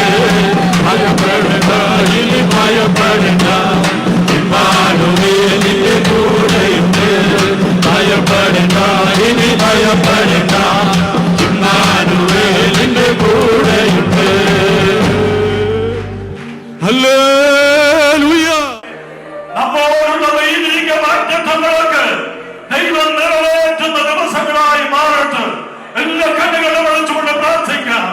ദൈവത്തിന്റെ വാഗ്ദത്തങ്ങളിൽ വിശ്വസിച്ച് നമുക്ക് ഒന്നിച്ച് പ്രാർത്ഥിക്കാം. ഈ ദേശത്തും ദൈവം പിന്നെയും തന്റെ പ്രവൃത്തി വെളിപ്പെടേണ്ടതിനായി നമുക്ക് ദൈവത്തോട് പ്രാർത്ഥിക്കാം. ഹല്ലേലൂയ. ഒരു നന്മയെ ആഗ്രഹിച്ചാണ് നാം യാത്ര ചെയ്തത്, ഈ ദേശത്ത് കടന്നു വന്നത്. ദൈവത്തിന്റെ അനുഗ്രഹം പിന്നെ നമ്മുടെ മേൽ ചൊരിയുവാനായി നമുക്ക് ദൈവത്തോട് പ്രാർത്ഥിക്കാം. അതേ സ്വന്തം വെളിപാടുകളെ ദിവസം അർപ്പിപ്പാനായിട്ട് ദൈവം ഇടയാക്കിയല്ലോ. ദൈവം അനുഗ്രഹിച്ച് തരുവാനായിട്ട് ഏൽപ്പിക്കാം. നമ്മുടെ വരുമാനത്തെ ദൈവം വർദ്ധിപ്പിക്കുവാനായി നമുക്ക് പിന്നെ ദൈവത്തോട് പ്രാർത്ഥിക്കാൻ പ്രിയപ്പെട്ടവരെ. ഹല്ലേലൂയ. Praise the Lord. സ്വന്തം ശമ്പളമില്ലാതിരിക്കുന്നവര്, കടഭാരമുള്ളവര് എല്ലാവരെയും കർത്താവ് സഹായിപ്പാനായിട്ട് നമുക്ക് ദൈവത്തോട് പ്രാർത്ഥിക്കാം. നമുക്കൊന്നിച്ച് പ്രാർത്ഥിക്കാം. നമ്മുടെ ആവശ്യങ്ങളൊക്കെ ദൈവം നിറവേറ്റി തരേണ്ടതിനായിട്ട് നമുക്ക് പിന്നെ നമ്മുടെ കർത്താവിൽ ആശ്രയിക്കാം. തുടർന്നും ദൈവവചന ശുശ്രൂഷ അനുഗ്രഹമായി തീരുവാൻ നമുക്ക് പ്രാർത്ഥിക്കാം. പ്രിയപ്പെട്ടവരെ, നാം ഒന്നിച്ച് സന്തോഷത്തോടെ പ്രാർത്ഥിച്ചുകൊണ്ടിരിക്കുമ്പോ അയലിൽ നിന്ന് കടന്നു വന്ന സ്വൽപാസം മുന്നോട്ട് കടന്നു വന്ന് പ്രാർത്ഥിക്കും. നമുക്ക് ദൈവസന്നിധിയിൽ പ്രാർത്ഥിക്കാം. പരിശുദ്ധ പിതാവേ, നന്ദിയോടങ്ങേ സ്തുതിക്കുന്നു, സ്തോത്രം ചെയ്യുന്നു. ഇന്നീ വിശുദ്ധ പകൽക്കാലം ദൈവത്തെ ആരാധിപ്പാൻ, ദൈവത്തെ സ്തുതിപ്പാൻ പരിശുദ്ധാത്മാവിടുന്ന് ഇടയാക്കിയതിനാൽ നന്ദിയോടങ്ങേ സ്തുതിക്കുന്നു, സ്തോത്രം ചെയ്യുന്നു. ഇത്രത്തോളം യഹോവ സഹായിച്ച്, ഇത്രത്തോളം ദൈവം നടത്തി. ഒന്നുമില്ലാത്ത അവസ്ഥയിൽ നിന്ന് ഞങ്ങളെ ഇത്രത്തോളം വഴി നടത്തി. ഇന്ന് പകൽക്കാലവും ഈ ദേശത്ത് ദൈവത്തെ ഉയർത്തുവാൻ പരിശുദ്ധാത്മാവിടുന്ന് ഇടയാക്കിയതോർത്ത് നന്ദിയോട് സ്തോത്രം ചെയ്യുന്നു. നല്ല ആരാധന ഞങ്ങൾക്ക് തന്നു കർത്താവേ. പ്രാർത്ഥിപ്പാൻ ഞങ്ങൾക്ക് കൃപ നൽകിയതിനായി സ്തോത്രം ചെയ്യുന്നു കർത്താവേ. അനുഗ്രഹിക്കപ്പെട്ട വചനം ഞങ്ങൾക്ക് തന്നതിനായി നന്ദിയോട് സ്തോത്രം ചെയ്യുന്നു. നിന്റെ ദാസനെ അങ്ങ് ബലപ്പെടുത്തിയതിനായി നന്ദിയോട് സ്തോത്രം ചെയ്യുന്നു കർത്താവേ. ഹല്ലേലൂയ, സ്തോത്രം. എടുക്കപ്പെട്ട സ്തോത്ര വഴിപാടിനായി സ്തോത്രം ചെയ്യുന്നു. അത് കർത്താവിന്റെ നാമമഹത്വത്തിനായി തീരുവാൻ ദൈവത്തോട് ഞങ്ങൾ പ്രാർത്ഥിക്കുന്നു കർത്താവേ. ആർക്കെങ്കിലും ഈ വഴിപാടിൽ കർത്താവേ സ്തോത്രം കരനീട്ടുവാൻ കഴിയാതെ പോയിട്ടുണ്ടെങ്കിൽ കർത്താവേ, അടുത്ത ദിവസങ്ങളിൽ തന്നെ, അടുത്ത നിമിഷങ്ങളിൽ തന്നെ ദൈവത്തിന്റെ വഴി അവർക്ക് വേണ്ടി തുറക്കുവാൻ ദൈവത്തോട് ഞങ്ങൾ പ്രാർത്ഥിക്കുന്ന കർത്താവേ. ആർക്കെങ്കിലും ജോലി ഭാരത്താൽ ഭാരപ്പെടുന്നുണ്ടെങ്കിൽ, സാമ്പത്തികമായി ഹല്ലേലൂയ സ്തോത്രം ബുദ്ധിമുട്ടുന്നുണ്ടെങ്കിൽ, ഏതെങ്കിലും വിഷയത്തിൽ ഭാരപ്പെടുന്നുണ്ടെങ്കിൽ, അറുക്കപ്പെട്ട കുഞ്ഞാടിന്റെ രക്തത്താൽ, യേശു ക്രിസ്തുവിന്റെ ശക്തിയാൽ ഇന്ന് പകൽക്കാലം അതിന്മേലൊരു വിടുതൽ വ്യാപരിക്കുവാൻ ദൈവത്തോട് ഞങ്ങൾ പ്രാർത്ഥിക്കുന്ന കർത്താവേ. യേശുവിന്റെ നാമത്തിൽ ഞങ്ങൾ പ്രാർത്ഥിക്കുന്നു. പ്രാർത്ഥന കേട്ടതിനായി സ്തോത്രം. യേശുവിൻ നാമത്തിൽ തന്നെ ആമേൻ. എല്ലാവർക്കും പ്രാർത്ഥനയോടുകൂടി ഇരിക്കാം. വളരെ സന്തോഷത്തോടുകൂടി വേണം എല്ലാവരും ഇരിക്കാൻ. കർത്താവിൻ്റെ ദാസൻ അൽപാസ് ഇന്ന് നമ്മളോട് 2 മണിക്കൂറാണ് സംസാരിക്കുന്നത്. 1 മണിക്കൂർ കഴിഞ്ഞു, ഇനി 1 മണിക്കൂർ കൂടെ ഉണ്ട്. ഉറക്കം വരുന്നവര് ഉറങ്ങാതിരിക്കുക. നമ്മളോടുള്ള വാക്കുകളും വാഗ്ദത്തങ്ങളുമാണ് ഇനിയും നാം കേൾക്കാനുള്ളത്. അതുകൊണ്ട് ഉറങ്ങാതെ ശ്രദ്ധയോടെ എല്ലാവരും ഇരിക്കണമെന്ന് ഓർപ്പിക്കുന്നു. കർത്താവിൻ്റെ ദാസനെ വീണ്ടും ക്ഷണിക്കുന്നു. ഹല്ലേലൂയ. ലോകം മുഴുവൻ ചിതറിയ ജൂതന്മാർ സമ്പന്നരായി എങ്കിലും അവരോട് ചെന്ന ദേശത്തിലെ ആളുകൾ പലരും അപമര്യാദയായും മോശമായും പെരുമാറി. അവരുടെ ജീവൽ പുരോഗതിക്കെതിരെ ലോകത്തിലെ പല രാജ്യങ്ങളും നിലപാടെടുത്തു. ജൂതന്മാർ കൊള്ളരുതാത്ത മനുഷ്യരാണ് എന്ന രൂപേണയുള്ള ആശയഗതികൾ പ്രചരിച്ചു. ക്രൈസ്തവർ പോലും ജൂതന്മാരെ വല്ലാതെ പീഡിപ്പിച്ചു. ക്രൈസ്തവ രാഷ്ട്രങ്ങളിലെ ജൂതന്മാരുടെ സ്ഥിതിയും ദയനീയമായിരുന്നു. അതിനവർ കണ്ടെത്തിയ ന്യായം, യേശുക്രിസ്തുവിനെ ക്രൂശിച്ച ജനതയാണിവർ, ഇവർക്കൊരു സഹായവും ചെയ്യാൻ പാടില്ല, അവരാക്ഷേപിക്കപ്പെടേണ്ടവരാണ് എന്ന് ആളുകളുടെ ഇടയിൽ പ്രചരണം നടന്നു. തദനന്തരം സർചക്രവർത്തിമാർ റഷ്യയിൽ അവരെ പീഡിപ്പിച്ചു. ഇറ്റലിയിലും ജർമ്മനിയിലും അവർ പ്രതിസന്ധി നേരിട്ടു. ആ പ്രതിസന്ധിയുടെ ചില ഉള്ളടക്കങ്ങൾ മാത്രം വേഗത്തിൽ ഞാൻ പറയാം. അന്നിറങ്ങുന്ന നോവലുകൾ, നാടകങ്ങളിലൊക്കെ ജൂതനാണ് ഒരു മോശം കഥാപാത്രം. നിങ്ങൾ പഠിച്ച മാർച്ചൻ്റ് ഓഫ് വെനീസ്, വില്യം ഷേക്സ്പിയറുടെ ഒരു കഥ ഓർമ്മയുണ്ടാവും. അതിലൊരു ഷൈലോക്കുണ്ട്, ഒരു ജൂതൻ, കൊള്ളപ്പലിശയ്ക്ക് പണം പിരിക്കുന്ന ജൂതൻ.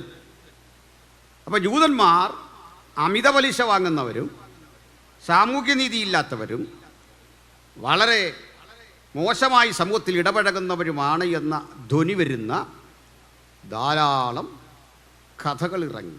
ജൂതന്മാരെക്കുറിച്ച് സമൂഹത്തിൽ ഇവർ കൊള്ളരുതാത്തവരാണ് എന്ന് ധരിക്കത്തക്ക വിധം ഉള്ള പ്രചരണങ്ങൾക്ക് ലോകരാഷ്ട്രങ്ങൾ പലരും തയ്യാറായി.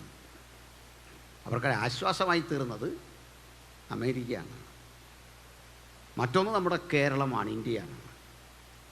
ഇങ്ങനെ ചുരുക്കം ചില സ്ഥലങ്ങളൊഴിച്ചാൽ ബാക്കി ഏവിടെടുത്തും അവർ ദാരുണ പീഡകൾക്ക് വിധേയരായി.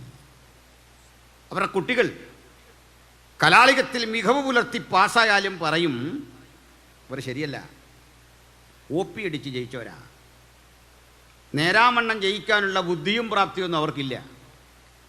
അതുകൊണ്ട് നല്ല വിജയം കരഗതമാക്കിയാലും ആക്ഷേപിക്കപ്പെടും, ചോദ്യം ചെയ്യും.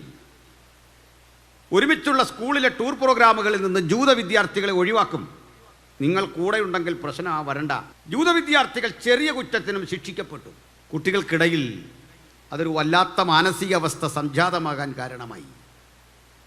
മുതിർന്നവരോടുള്ള പ്രവർത്തനങ്ങളും വളരെ മോശമായിരുന്നു. ഇങ്ങനെ മാനസിക പീഡകൾക്കൊടുവിൽ ചില കടകളിൽ ബോർഡ് പ്രത്യക്ഷപ്പെട്ടു, ഇവിടുന്ന് ഒരു ഉൽപ്പന്നവും ജൂതന് വിൽക്കുന്നതല്ല, ഇവിടെ നിൽക്കണ്ട. ജൂതന്മാർക്ക് നേരെയുള്ള പീഡയുടെ രൂപം മാറി, അത് ശരീരപീഡയിലേക്ക് കടന്നു. ചെറിയ കുറ്റം പോലും ചുമത്തി ഇവരെ ന്യായാധിപ കോടതിയുടെ മുമ്പിൽ കൊണ്ടുവരുമ്പോൾ കാര്യമായ ചോദ്യം ചെയ്യാതെ ജൂതനാണെന്ന ഒറ്റ കാരണം മതി, നീ ക്രിമിനലാണ്. അങ്ങനെയുള്ള ശിക്ഷകൾ ധാരാളമായി നടന്നു. അതെല്ലാം ഞാൻ പറയുന്നില്ല. അതിനുശേഷം വാക്സിനുകൾ നൽകുന്നു എന്ന വ്യാജേന നിരവധി ജൂത കുട്ടികളെ തിരഞ്ഞു പിടിച്ച് അവരുടെ ശരീരത്തിലേക്ക് മാരകമായ പ്ലേഗിൻ്റെ മറ്റ് രോഗങ്ങളുടെ അണുക്കളെ കുത്തിവെച്ച് രോഗികളാക്കും. ഈ കുഞ്ഞുങ്ങൾ രോഗികളായി ചികിത്സക്കെത്തുമ്പോൾ പ്ലേഗ് പടർന്നു പിടിക്കും എന്ന് പറഞ്ഞുകൊണ്ട് ഈ കുഞ്ഞുങ്ങളെ പിന്നെ മാതാപിതാക്കളെ കാണിക്കില്ല. അവരെ ജീവനോടെ കീറിമുറിച്ച് പഠനവിധേയമാക്കുന്ന അവസ്ഥാവിശേഷം സംജാതമായി. പിന്നെയുമുണ്ട് ചില രീതികൾ. സ്ത്രീകളെയും മറ്റും ഉപദ്രവിച്ച രീതികൾ ഒരു പൊതുജന സമക്ഷം വിശദീകരിച്ചുകൂടാ.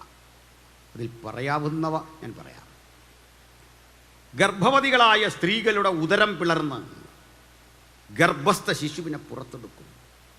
അതിനെ ഉടച്ചു പരുവപ്പെടുത്തി ഉണ്ടാക്കുന്ന ലിക്വിഡ് ഉപയോഗിച്ച് സൗന്ദര്യവർദ്ധക വസ്തുക്കൾ ഉണ്ടാക്കി യൂറോപ്പിൻ്റെ വിപണിയിൽ വിറ്റു ഹിറ്റ്ലർ. മുസോളിനിയും ഹിറ്റ്ലറും ഒക്കെ ചേരുന്ന ഇറ്റലിയിലെയും ജർമ്മനിയിലെയും രാഷ്ട്രീയ തന്ത്രജ്ഞന്മാർ അതിരൂക്ഷമായ പീഡയുടെ ഒരു വലിയ ശക്തിമത്തായ ഇടപെടൽ നടത്തി കഴിഞ്ഞു. പിന്നെയുണ്ട്, നിങ്ങൾ കേട്ടിട്ടുള്ള പല വിശദീകരണങ്ങളുണ്ട്. സന്തോഷ് ജോർജ് കുളങ്ങരയുടെ സഞ്ചാരം എന്നറിയപ്പെടുന്ന ഒരു ചാനലുണ്ട്. അതിൽ ജൂതന്മാരെ പീഡിപ്പിച്ച സ്ഥലങ്ങളൊക്കെ അദ്ദേഹം കാണിക്കുന്നുണ്ട്. ഒരു തീവണ്ടിയുടെ വാഗണിനുള്ളിലേക്ക് ജൂതന്മാരെ കുത്തി നിറച്ച് കയറ്റുക, ഇരിക്കാൻ സൗകര്യമില്ല, നിർത്തിയിരിക്കുകയാണ്. ആ ആളുകൾക്ക് നടുവിലേക്ക് ഇതേ ഡീസൽ എഞ്ചിൻ പ്രവർത്തിപ്പിച്ച് തീവണ്ടിയുടെ ഡീസൽ എഞ്ചിനിൽ നിന്ന് പുറത്തു വരുന്ന പുക ഇതിനകത്തേക്ക് യു ആകൃതിയിലുള്ളൊരു പൈപ്പിലൂടെ തിരിച്ചു കയറ്റി പുക കൊണ്ട് നിറയ്ക്കുക. പണ്ട് ഇന്ത്യയിൽ നടന്നു വാഗൺ ട്രാജഡി, ഇതിന് സമാനമായ സംഭവം. ഈ പുക ശ്വസിച്ച് ശ്വാസം മുട്ടി മരിക്കുന്ന മനുഷ്യന് മരിച്ച് വീഴാൻ പോലും സൗകര്യമില്ല. തൊട്ടടുത്ത് ധാരാളം ആളുകളെ ഇതുപോലെ നിർത്തിയിരിക്കുകയാണ്. തീവണ്ടി ഇങ്ങനെ ഓടിക്കൊണ്ടിരിക്കും, പിന്നാലെ പിന്നാലെ അടുത്ത വണ്ടി വന്നുകൊണ്ടിരിക്കും. 100 കണക്കിന് മനുഷ്യരെ ഇങ്ങനെ കൊന്നു. കൊന്ന മനുഷ്യരെ കൊണ്ടുവന്ന് ഡെത്ത് ക്യാമ്പുകൾ എന്നറിയപ്പെടുന്ന സ്ഥലത്ത് ഇവരെ ശവശരീരം തടി പുറത്തിറക്കുന്ന പോലെ ഇറക്കും. ഇതും മറ്റ് ജൂതന്മാരാണ്. തങ്ങൾ ഈ ഇറക്കുന്ന ശരീരം ആരുടേതെന്ന് പോലും അറിയാതെ പുറത്തിറക്കും. ഈ കോട്ടും സൂട്ടും ആഭരണങ്ങളുമൊക്കെ ഊരും. ഈ ശവശരീരങ്ങൾ കത്തിക്കും. കത്തിച്ച് ശേഖരിക്കുന്ന കൊഴുപ്പുണ്ട്. ആ കൊഴുപ്പ് ശേഖരിച്ച് സോപ്പ് അങ്ങനെയുള്ള വസ്തുക്കൾ ഉണ്ടാക്കി വിപണികളിൽ വിറ്റു. പിന്നെയുമുണ്ട് ചില രീതികൾ. താരതമ്യേന സുന്ദരന്മാരാണവർ. അവരുടെ ശ്രദ്ധാർഹമായ ആ തൊക്കുരിഞ്ഞെടുത്ത് അത് സംസ്കരിച്ച് വാനിറ്റി ബാഗുകൾ ഉണ്ടാക്കി മാനുകളുടെ തോൽ എന്ന വ്യാജേന തെരുവിൽ വിറ്റു ഹിറ്റ്ലർ. പ്രിയപ്പെട്ടവരെ, ചിലരെ കൊന്ന രീതികൾ ഭയാനകമായിരുന്നു.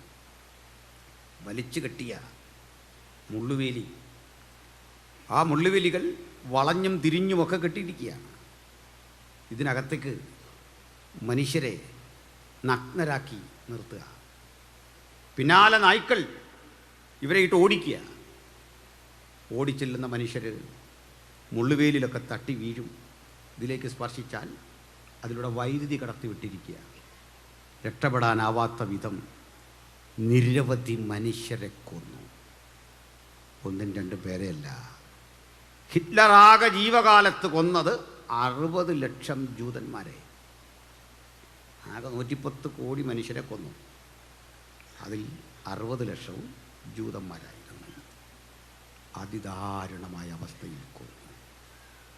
ഇവരെ അസ്ഥികൂടങ്ങൾ കൊണ്ട് യൂറോപ്പിലെങ്ങും കിടങ്ങുകൾ നിറച്ചു എന്നാണ് സന്തോഷ് ജോർജ് കുളങ്ങരയുടെ സഞ്ചാരം.com കാണുന്നത്. ഇന്നും ഭയാനകമായ വനങ്ങളുണ്ട്. ഇത്തരം തീവണ്ടികൾ ഓടിച്ചു നിൽക്കുന്ന ഇടങ്ങൾ, മനുഷ്യാസ്ഥി നിറഞ്ഞ നിരവധി കുഴികൾ, തലയോടുകൾ ചിതറിക്കിടക്കുന്ന നിരവധി ഇടങ്ങൾ, ഈ സ്ഥലങ്ങളിലൊക്കെ ഇന്നും ചരിത്രത്തിൻ്റെ മുമ്പിൽ കാഴ്ചയാണ്. ഒരു മനുഷ്യനെ പരമാവധി എത്ര ദിവസം പട്ടിണിക്കിടാം, മരിക്കാൻ എത്ര നാളെടുക്കും? ഇതൊക്കെ മാരക രോഗത്തിൻ്റെ അണുക്കളെ കുത്തിവെക്കുക, ക്യാൻസർ പോലെ. ഈ രോഗങ്ങൾ ബാധിച്ച മനുഷ്യന് എത്ര നാൾ ചികിത്സ കൂടാതെ ജീവിക്കാൻ പറ്റും? ഇവരെയൊക്കെ ഇത്തരത്തിൽ വൈദ്യ പരീക്ഷണങ്ങൾക്ക് വിധേയമാക്കി. ഇതുപോലെയുള്ള വലിയ ഓഡിറ്റോറിയങ്ങളിൽ മനുഷ്യനെ കൊണ്ടുവരും. ഇവിടെ 10,000-2000 പേർക്ക് ഇരിക്കാമെങ്കിൽ ഈ സ്ഥലത്തേക്കൊരു 10,000 പേരെങ്കിലും കുത്തി നിറയ്ക്കും. എല്ലാ കഥകളും അടയ്ക്കും. ഇതിലേക്ക് മഞ്ഞ നിറമുള്ള, നീല നിറമുള്ള ഒരു വിഷപ്പുക വമിപ്പിക്കും. ആ പുക രൂപപ്പെടുന്നത് ഹിറ്റ്ലർ വിതരണം ചെയ്യുന്ന, അല്ലെങ്കിൽ ചെറിയ കിളിവാതിൽ തുറന്ന് പുറത്തേക്ക് അകത്തേക്കിടുന്ന നീല നിറമുള്ള ഒരുതരം ഗുളികകൾ കൊണ്ടാണ്. അത് താഴെ വീണ് അന്തരീക്ഷം മുഴുവൻ വ്യാപരിക്കും. തൊട്ടടുത്ത 3 മിനിറ്റ് ഇയാൾ ഈ പുക ശ്വസിച്ച് ആന്തരിക അവയവങ്ങൾ ചീഞ്ഞു പഴുത്ത് ഛർദ്ദിച്ച് മരിക്കും. 3 മിനിറ്റ് മതി. ഗുരുതരമായ ഇത്തരം നിരവധി വാതകങ്ങൾ പ്രയോഗിക്കും. നെർവസ് ഗ്യാസ്, ഇതൊക്കെ കേട്ടിട്ടുണ്ടല്ലോ.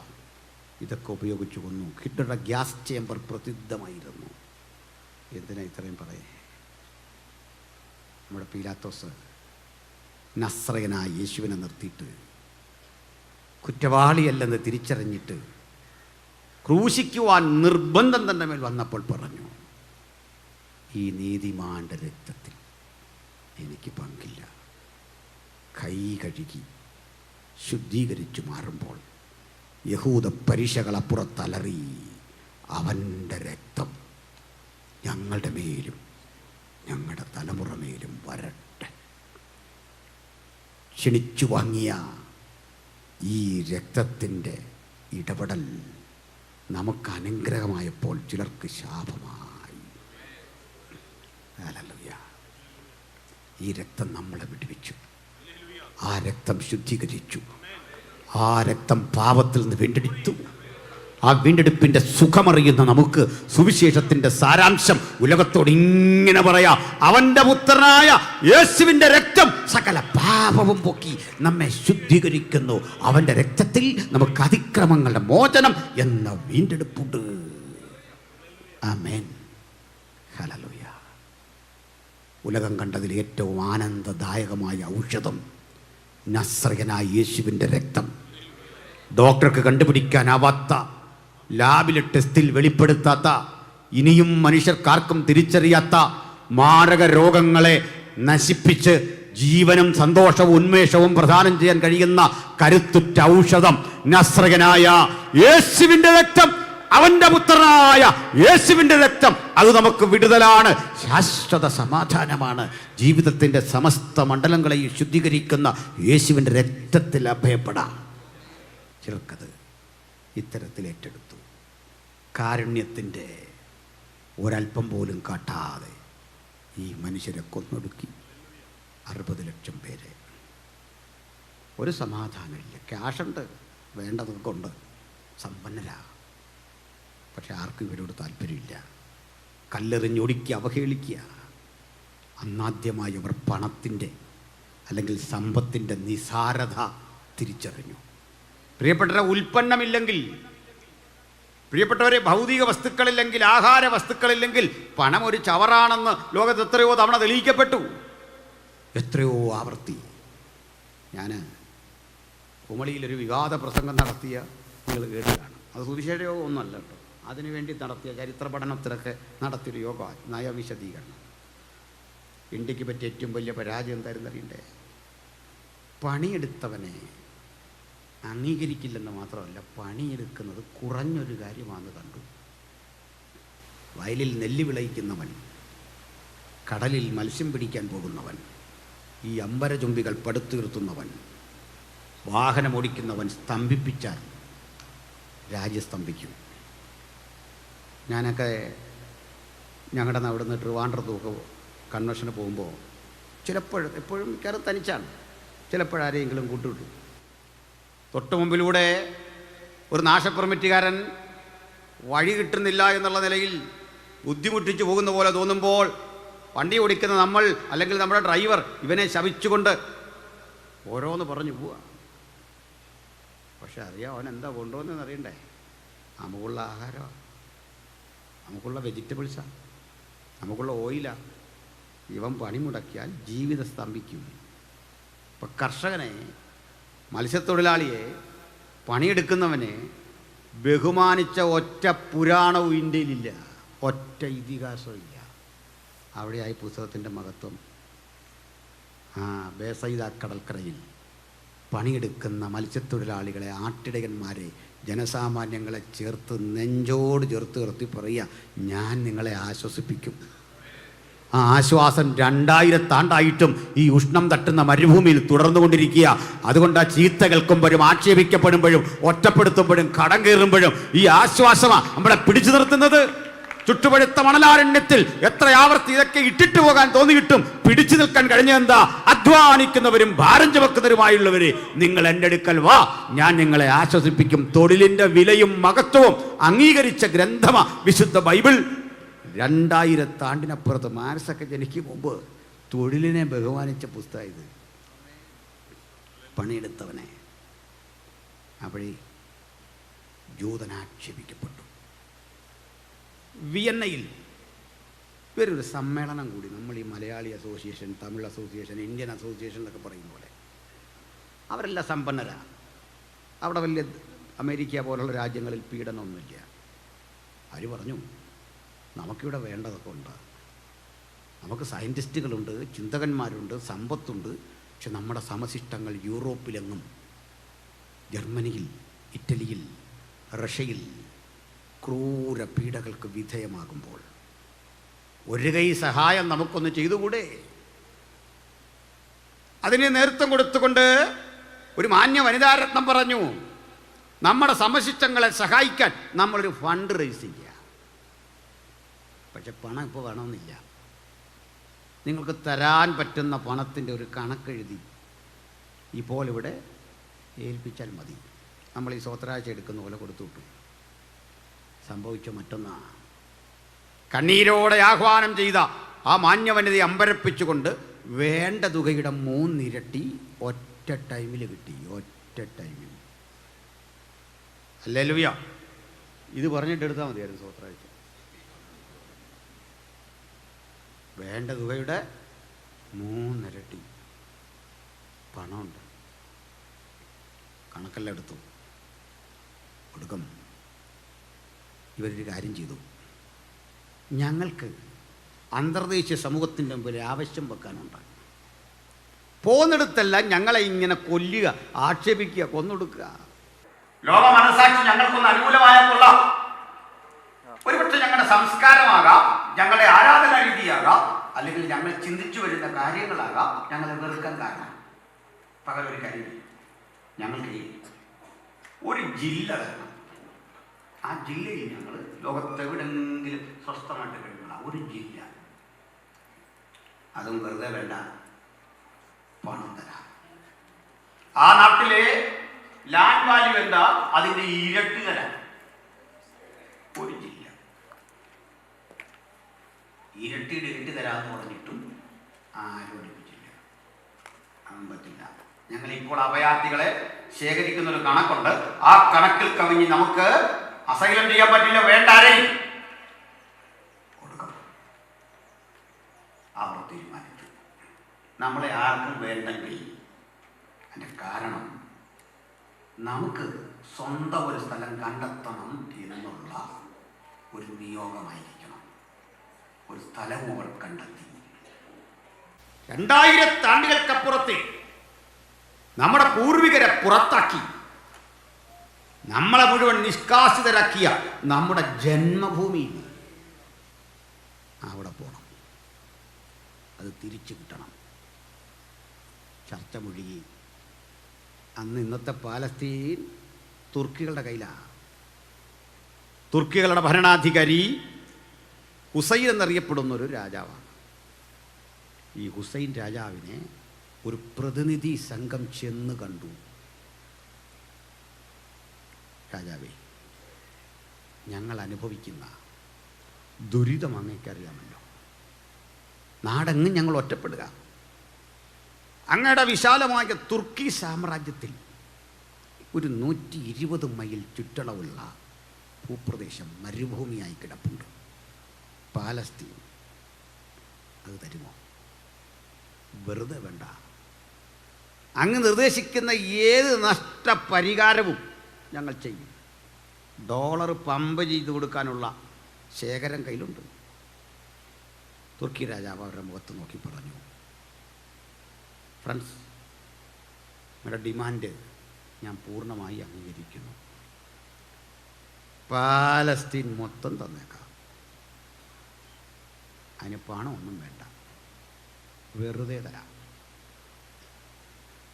കേട്ടപ്പോഴൊരു സന്തോഷം അല്ലേ? അവരാശ്വസിക്കുകയാണെങ്കിൽ ആശ്വസിക്കട്ടെ, നമ്മൾ സന്തോഷിക്കുന്നതിന് എന്താ കുഴപ്പം? പക്ഷെ അടുത്ത കണ്ടീഷൻ കെട്ടിയ. സുഹൃത്തുക്കളെ, നിങ്ങൾ ഒലിവ് മല കണ്ടിട്ടുണ്ടോ?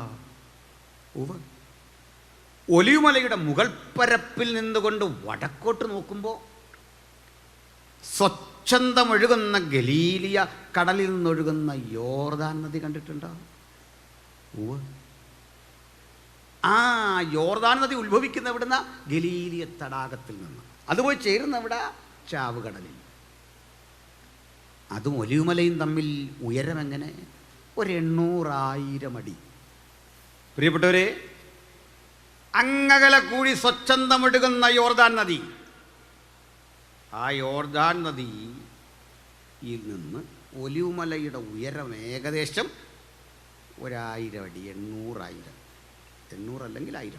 ആ യോർദാനിലെ വെള്ളം എന്നെങ്കിലും ഒഴുകി ഒലിവുമലയുടെ മീതെ കയറുന്നൊരു കാലം വന്നാൽ പാലസ്തീന് ഫ്രീ ആയിട്ട് തരാം.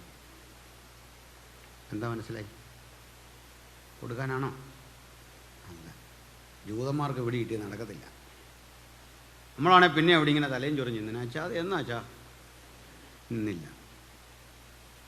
അതിലൊരു ചുറുചുറുക്കുള്ളൊരു വിദ്യാർത്ഥി ഉണ്ടാകും, യൂണിവേഴ്സിറ്റി സ്റ്റുഡൻറ്റ്, യൂതന. അവൻ മാത്രം തിരിഞ്ഞു എന്നിട്ട് പറഞ്ഞു, ചക്രവർത്തി തിരുമനസ്സേ, തെറ്റിദ്ധരിക്കണ്ട, ഞങ്ങളുടെ ആവശ്യകതയുമായി തുലനം ചെയ്യുമ്പോൾ അങ്ങനെയൊക്കെ നടക്കുമെന്ന് വിശ്വസിക്കാനാണ് എനിക്കിഷ്ടം.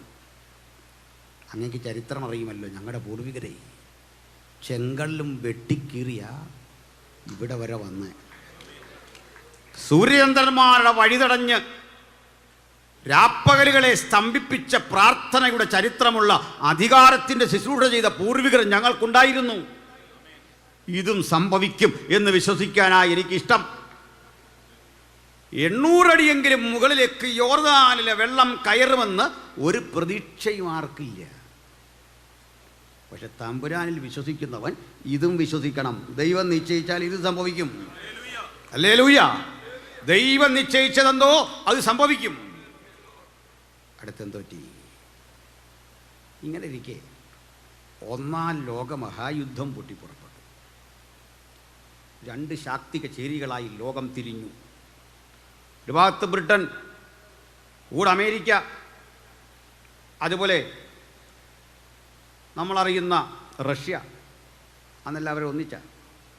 അപ്പുറത്ത് ഇറ്റലി, ജർമ്മനി അടങ്ങുന്ന അച്ചുതണ്ട് ശക്തികൾ, ആക്ഷൻ പവർ. ഇത് അലയൻസ് പവർ.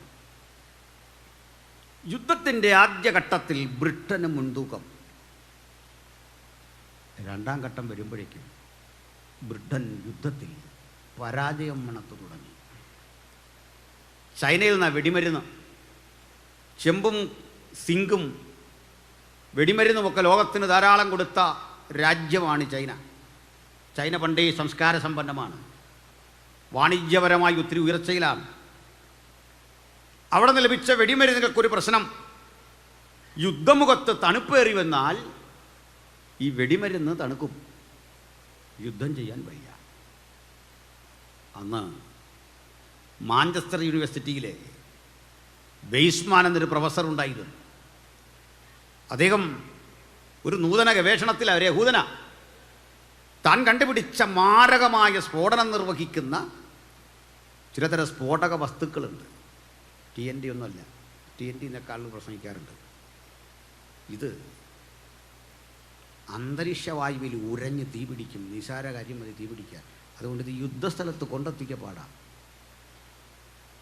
അങ്ങനെ വരുമ്പോൾ അദ്ദേഹം വിശുദ്ധ ബൈബിളിലെ ജോബിൻ്റെ പുസ്തകം വായിച്ചുകൊണ്ടിരിക്കെ ഒരു വചനം അവിചാരിതമായി വായിച്ചു. മനുഷ്യപുത്ര, കന്മഴയുടെ ഭണ്ഡാരം നീ കണ്ടിട്ടുണ്ടോ? ഞാനവയെ പോരും പടയുമുള്ള നാളിലേക്ക് സംഗ്രഹിച്ചു വച്ചിരിക്കുന്നു. ഐസുകൾ കൊണ്ടുണ്ടാക്കിയ പെട്ടി, അതിനുള്ളിൽ ഈ കെമിക്കലൊക്കെ ഇട്ട് സൂക്ഷിക്കുക. അദ്ദേഹം പഠിച്ചു. മാഞ്ചസ്റ്റർ യൂണിവേഴ്സിറ്റി പ്രൊഫസർ വെയ്സ്മാനെ കണ്ട് ബ്രിട്ടൻ പറഞ്ഞു, യുദ്ധത്തിൽ ഞങ്ങൾ പരാജയത്തിൻ്റെ മുനമ്പത്ത് നിൽക്കുക, തോൽവി അണയാൻ പോവാ. എന്തുണ്ട് വഴി?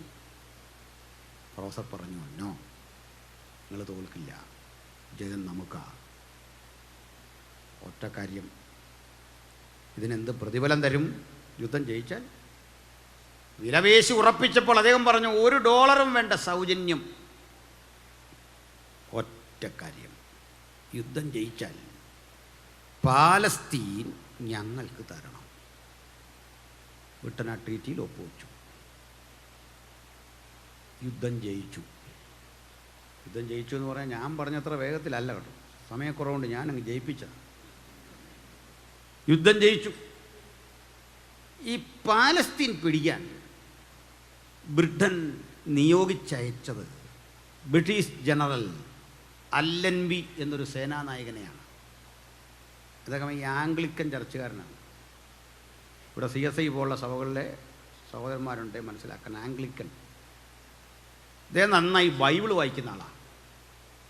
ലോകത്തിന് തന്നെ ബൈബിൾ കൊടുത്തൊരു കമ്മ്യൂണിറ്റിയാണ് ആംഗ്ലിക്കൻ. മുമ്പ് പറഞ്ഞ രാജാവുണ്ടല്ലോ, ജെയിംസ് രാജാവ്, ഇതൊക്കെ ആംഗ്ലിക്കനാണ്, അല്ലെ ബ്രിട്ടീഷ് രാജ്ഞിയുടെ ഒക്കെ ചർച്ച്. ഈ അല്ലൻബി യോർദാന് കുറുകെയുള്ള, ഇന്നത്തെ യോർദാൻ നദി അക്കരെ കടക്കാൻ ബെയിലി പാലം പോലെ ഒന്ന് സജ്ജീകരിച്ചു. ഇപ്പോഴും ആ സ്ഥാനത്തൊരു പാലമുണ്ട്, ഇപ്പം നല്ല പാലമാണ്. ആ പാലത്തിൻ്റെ പേര് ഇപ്പോഴും അല്ലൻബി പാലം എന്നാണ്. Bridge, അല്ലൻബീസ് bridge. ഇതക്കരെ കിടന്നു. ഒലിവുമലയുടെ മുകളിലെത്തി. ഒലിവുമലയുടെ മുകളിലെത്തി ഈ യുദ്ധക്കളമൊക്കെ ഒന്ന് നോക്കാൻ അദ്ദേഹത്തിന് കൊടുത്ത ബൈനോക്കുലർ വെച്ച് ഈ പരിസരമൊക്കെ ഇങ്ങനെ നോക്കിയപ്പോൾ ഗലീലിയക്കടൽ അവിടെ,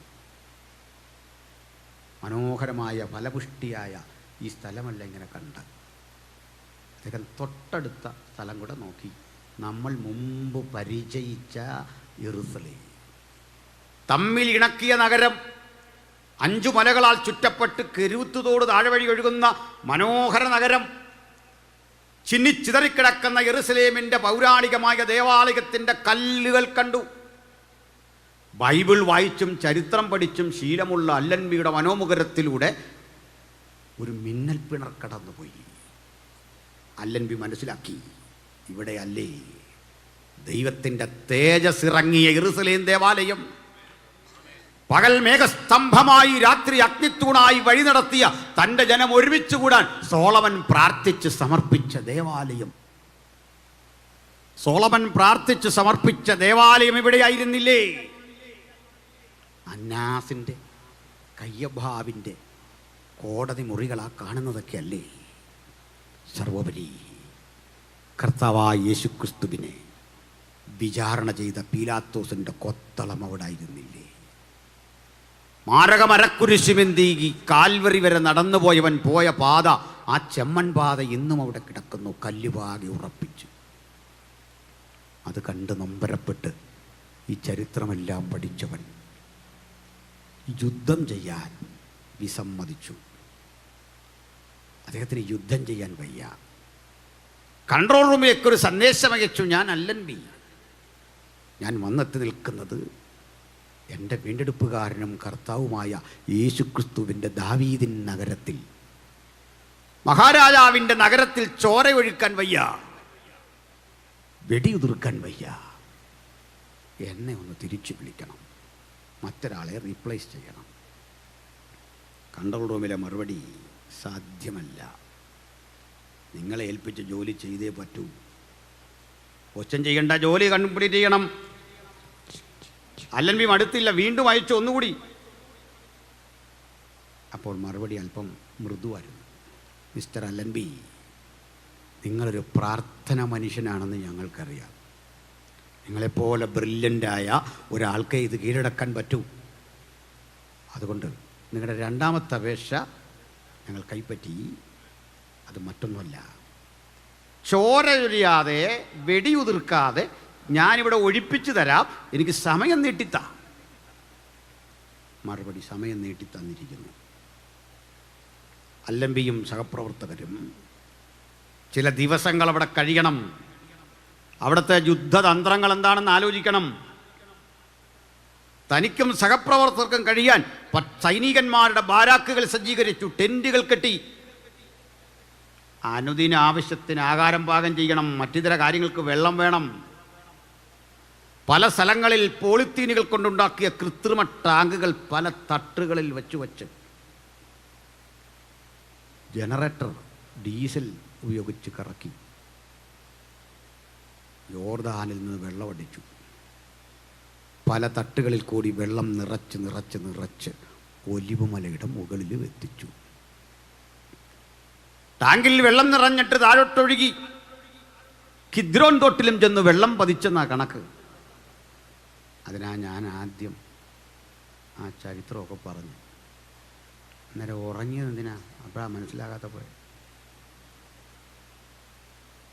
പിടികിട്ടിയോ? അല്ല, ഇതെല്ലാം എനിക്കറിയാമെന്ന് പറയാൻ വേണ്ടിയല്ല, കാര്യം മനസ്സിലാക്കാനാ. അക്ഷരാർത്ഥത്തിൽ ഹുസൈൻ്റെ വെല്ലുവിളി ദൈവം അങ്ങ് ഏറ്റെടുത്തു. അങ്ങനെയെങ്കിൽ നമുക്കെതിരെ ആര് വെല്ലുവിളിച്ചാലും തല മാറ്റിക്കൊട്, ഏറ്റെടുക്കേണ്ടവൻ ഏറ്റെടുക്കും. പ്രവർത്തന സ്വാതന്ത്ര്യമില്ലാത്ത ഈ നാട്ടിൽ എത്ര വെല്ലുവിളികൾ കണ്ട തൻ്റെ മക്കൾ ഇവിടെ നിൽക്കുന്നത് പടുത്തുയർത്തി മഹാസൗധമായി പാതാള ഗോപുരങ്ങൾക്ക് ജയിക്കാൻ കഴിയാത്ത ദൈവസഭയുടെ ആഴമേറിയ കല്ലുകൾ അടിസ്ഥാനമിട്ടത് ഒരു കാര്യം ഉറപ്പാ, ഇനി നമ്മൾ പിന്നോട്ട് പോകുന്ന ചരിത്രമില്ല. സഭ ആദ്യ ദ്രുതം അതിൻ്റെ ദൗത്യത്തിൽ മുന്നോട്ട് പോവുക തന്നെ ചെയ്യും. ആർക്കും തോൽപ്പിക്കാനാവാത്ത വിധത്തിൽ സഭ അതിൻ്റെ പ്രവൃത്തി ചെയ്തുകൊണ്ടിരിക്കും. ആമേൻ. ഒടുക്കം അല്ലൻബി ഒരു ബൈപ്പോളാർ ഹെലികോപ്റ്ററിൽ ലഘുലേഖകൾ തയ്യാറാക്കി അതിങ്ങനെ താഴേക്കിട്ടു. അവിടെ നിന്നും പാലസ്തീനിലെങ്ങും അതിലെഴുതിയിരുന്നു, കീഴടങ്ങുക, അല്ലെങ്കിൽ ഞാൻ വെടിവെക്കും, ആക്രമിക്കും. മോളിൽ കുറേ കാര്യമുണ്ട്, ചുരുക്കി പറഞ്ഞാൽ ഇത്രേ ഉള്ളൂ. വളരെ സോഫ്റ്റായിട്ടൊക്കെ അഡ്രസ്സ് ചെയ്തേ ജനത്തെ. മക്കളെ, എതിരാളികളെ വിളിച്ച് അങ്ങനെ, മക്കളെ, അദ്ദേഹം പക്വമതിയായ ഒരു പ്രായമുള്ള മനുഷ്യനാ. മക്കളെ, പറന്നു പോകാൻ ശ്രമിക്കരുത്, ആകാശം ഞാൻ അടച്ചിരിക്കുന്നു, പറക്കരുത്. ഇഴഞ്ഞു നീങ്ങരുത്, കര എൻ്റെ പരിധിയിലാണ്, ഇഴഞ്ഞു നീങ്ങരുത്. നീന്തി കടക്കരുത്, സമുദ്രവും ഞാൻ അടച്ചിരിക്കുന്നു, ഒറ്റ വഴി, കീഴടങ്ങുക, അല്ലൻബി.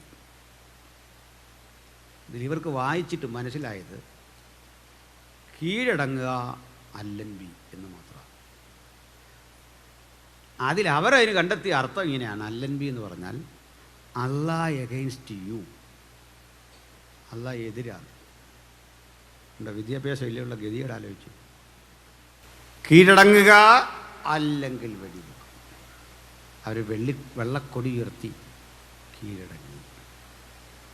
അല്ലൻബിയുടെ ബൈപ്പോളർ ഹെലികോപ്റ്റർ അന്തരീക്ഷത്തിൽ ശബ്ദമുഖരിതമായി പാഞ്ഞുകൊണ്ടിരിക്കുമ്പോൾ സഖ്യസേന അയച്ചു കൊടുത്ത ഒരു സഹായക വിമാനം ആകാശത്ത് പ്രത്യക്ഷപ്പെട്ടു. അതിങ്ങനെ ക്ലോക്ക് വൈസിൽ നഗരം ചുറ്റാൻ തുടങ്ങി.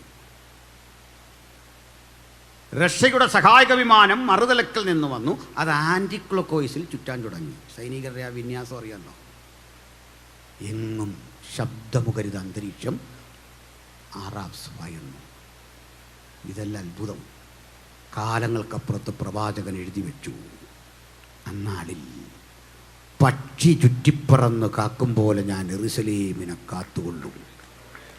അവളെ തൊടുന്നവർക്കൊക്കെ അവൾ ഭാരമേറിയൊരു കല്ലാകും, അവൾ മുറിവുൽപ്പാദിപ്പിക്കും.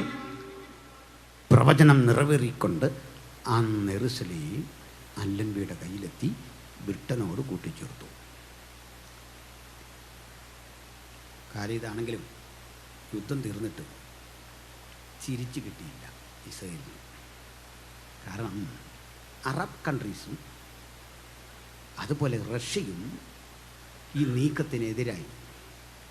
തദ്ദേശവാസികളായി ഇവിടെയുള്ള പാലസ്തീനികൾക്ക് ബുദ്ധിമുട്ടാകും, പറ്റില്ല. എണ്ണയുടെ രാഷ്ട്രീയം, റഷ്യയുടെ എതിരൽ, ഇതെല്ലാം വന്ന് പ്രശ്നമായി. പക്ഷെ പറഞ്ഞ സ്ഥിതിക്ക് കൊടുക്കാതിരിക്കാനും വയ്യ. ആകെ പ്രശ്നം. ഒടുക്കം ഒരു കാര്യം ചെയ്തു.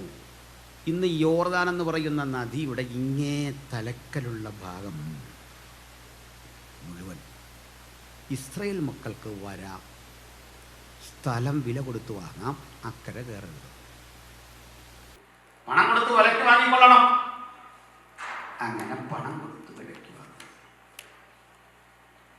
തങ്ങൾ വിറ്റഴിക്കുന്ന സ്ഥലത്തിൻ്റെ മൂല്യമറിയാതെ ആറാബ്സ് അവിടുത്തെ പലസ്തീനിൽ സ്ഥലം വിറ്റുകൊണ്ടേയിരുന്നു.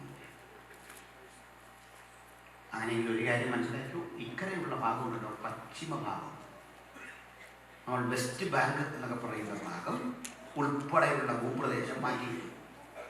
അതായത് ഇപ്പൊ പറഞ്ഞ യെരൂശലേം അടക്കമുള്ള സ്ഥലം ഇസ്രായേൽ മക്കൾക്ക് കിട്ടിയില്ല.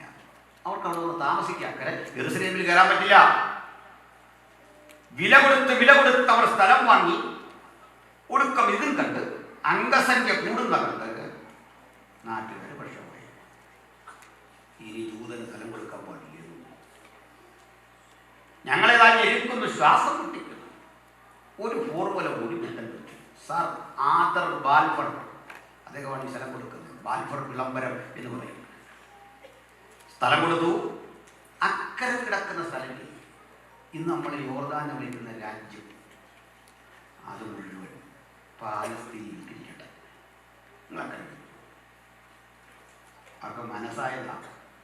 പക്ഷെ അറബ് രാജ്യങ്ങളും റഷ്യയൊക്കെ പറഞ്ഞു അത് വേണ്ട, ഇത് നിങ്ങളുടെ സ്ഥലം, നിങ്ങളെന്തിനാ എഴുതുമ്പോൾ നിങ്ങളുടെ കണ്ടിട്ട് അന്ന് അതെങ്കിലും അംഗീകരിച്ചെങ്കിൽ ഇത് കിട്ടിയത്. ആ ഓർമ്മല തള്ളിക്കളഞ്ഞ അവരുടെ വലിയ പരാജയം. മനസ്സിലായ ചരിത്രം. അപ്പൊ പിന്നെ ഇപ്പൊ ആരാടെ ഭരിക്കുന്നറിയില്ലേ? ഇവിടുത്തെ ആരാ? ആർക്കും വേണ്ടാതെ വന്നപ്പോൾ ഇസ്രായേലിന് കിട്ടിയാൽ കൊള്ളാൻ കൊടുക്കൂല.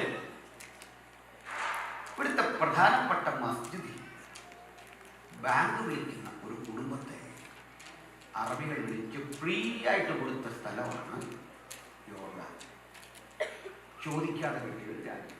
ഒരു ഡിമാൻഡ് ഇല്ല, നിങ്ങൾക്ക് ഇരിക്കട്ടെ, വെറുതെ കിട്ടിയതാണ്. ബാക്കി കാര്യങ്ങളിലേക്ക് ഒത്തിരി പറയാം, പരിമിതികൾ നിങ്ങൾക്കറിയാം, ചോദിച്ചാൽ പറയാം. അത്രയും കൊണ്ടുള്ള നിൽക്കട്ടെ. അങ്ങനെ അംഗസംഖ്യ വർദ്ധിച്ചു പോയി. അവർ വളർന്നു. ആരും അംഗീകരിക്കാതെ വന്നപ്പോൾ 48 മെയ് 14 അവർ സ്വയം പ്രഖ്യാപിച്ചു, ഞങ്ങൾ ഇന്നു മുതൽ സ്വതന്ത്രവും പരമാധികാരവുമുള്ള ഒരു രാജ്യം.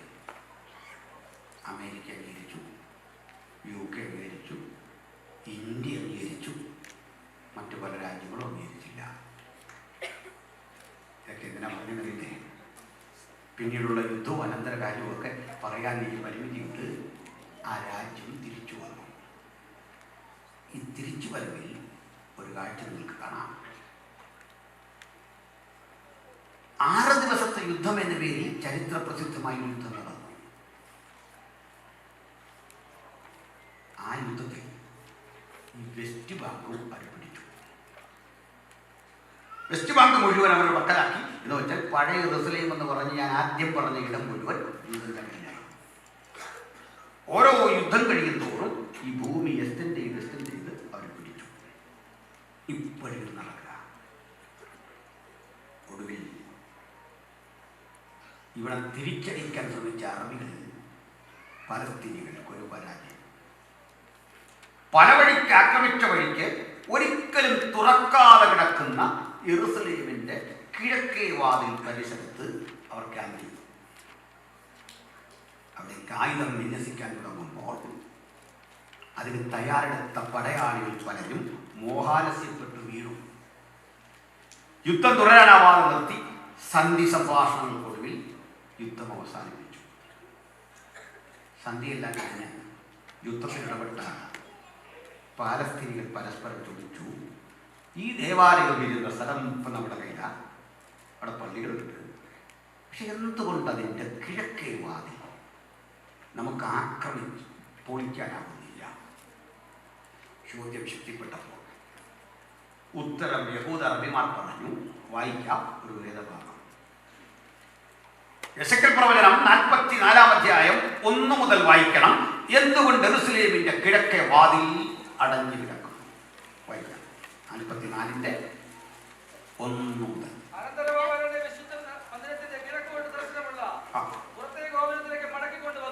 അനന്തരം അവൻ എന്നെ വിശുദ്ധ മന്ദിരത്തിന്റെ കിഴക്കോട്ട് ദർശനമുള്ള, ഞാൻ മുമ്പ് സൂചിപ്പിച്ച ഒലിവുമലയ്ക്ക് അഭിമുഖമായുള്ള ആ ഗോപുരത്തിങ്കിലേക്ക് മടക്കിക്കൊണ്ടുവന്നു.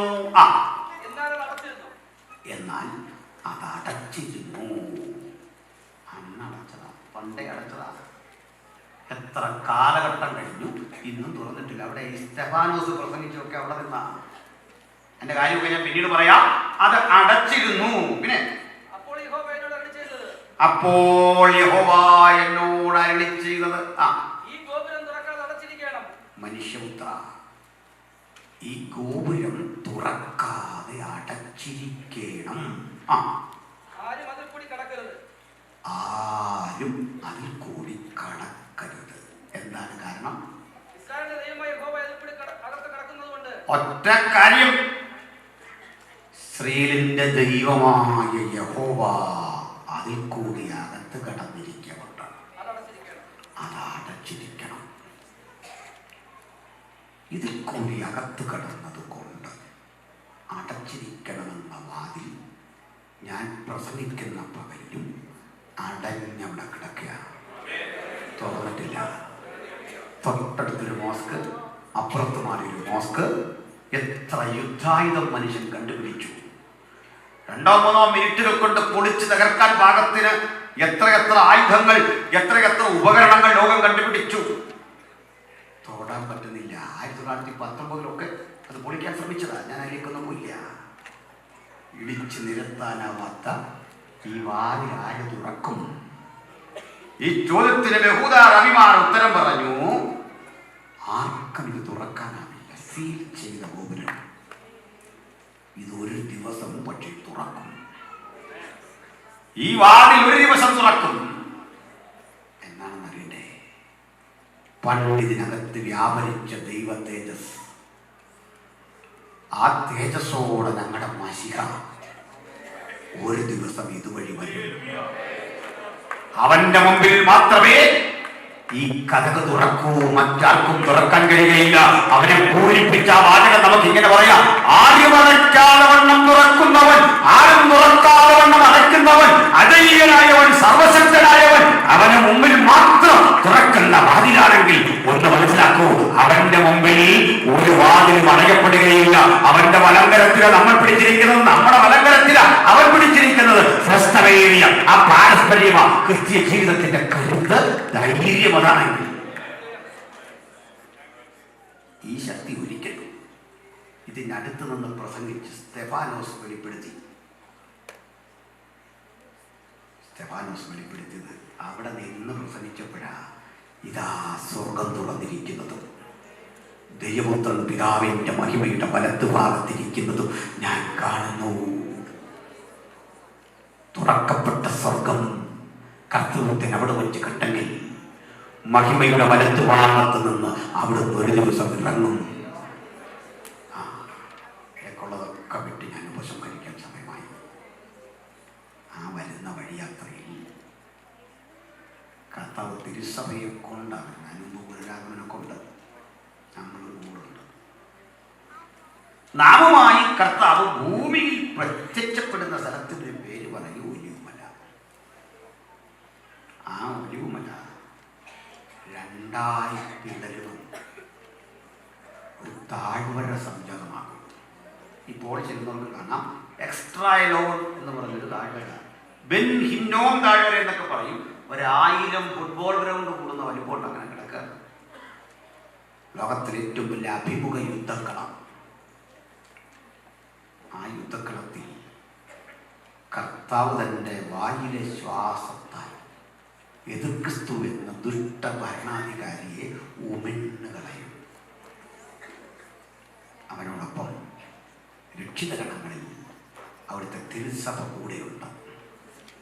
ആ രക്ഷിതഗണവുമായി കർത്താവ് യെരുസലേമിന് അഭിമുഖമായി വരുന്ന രംഗം കണ്ട് സോളമൻ ചോദിക്കുകയാണ്, മരുഭൂമിയിൽ നിന്ന് പ്രിയന്റെ മേൽ ചാരി വരുന്ന ഇവൾ ആരാ?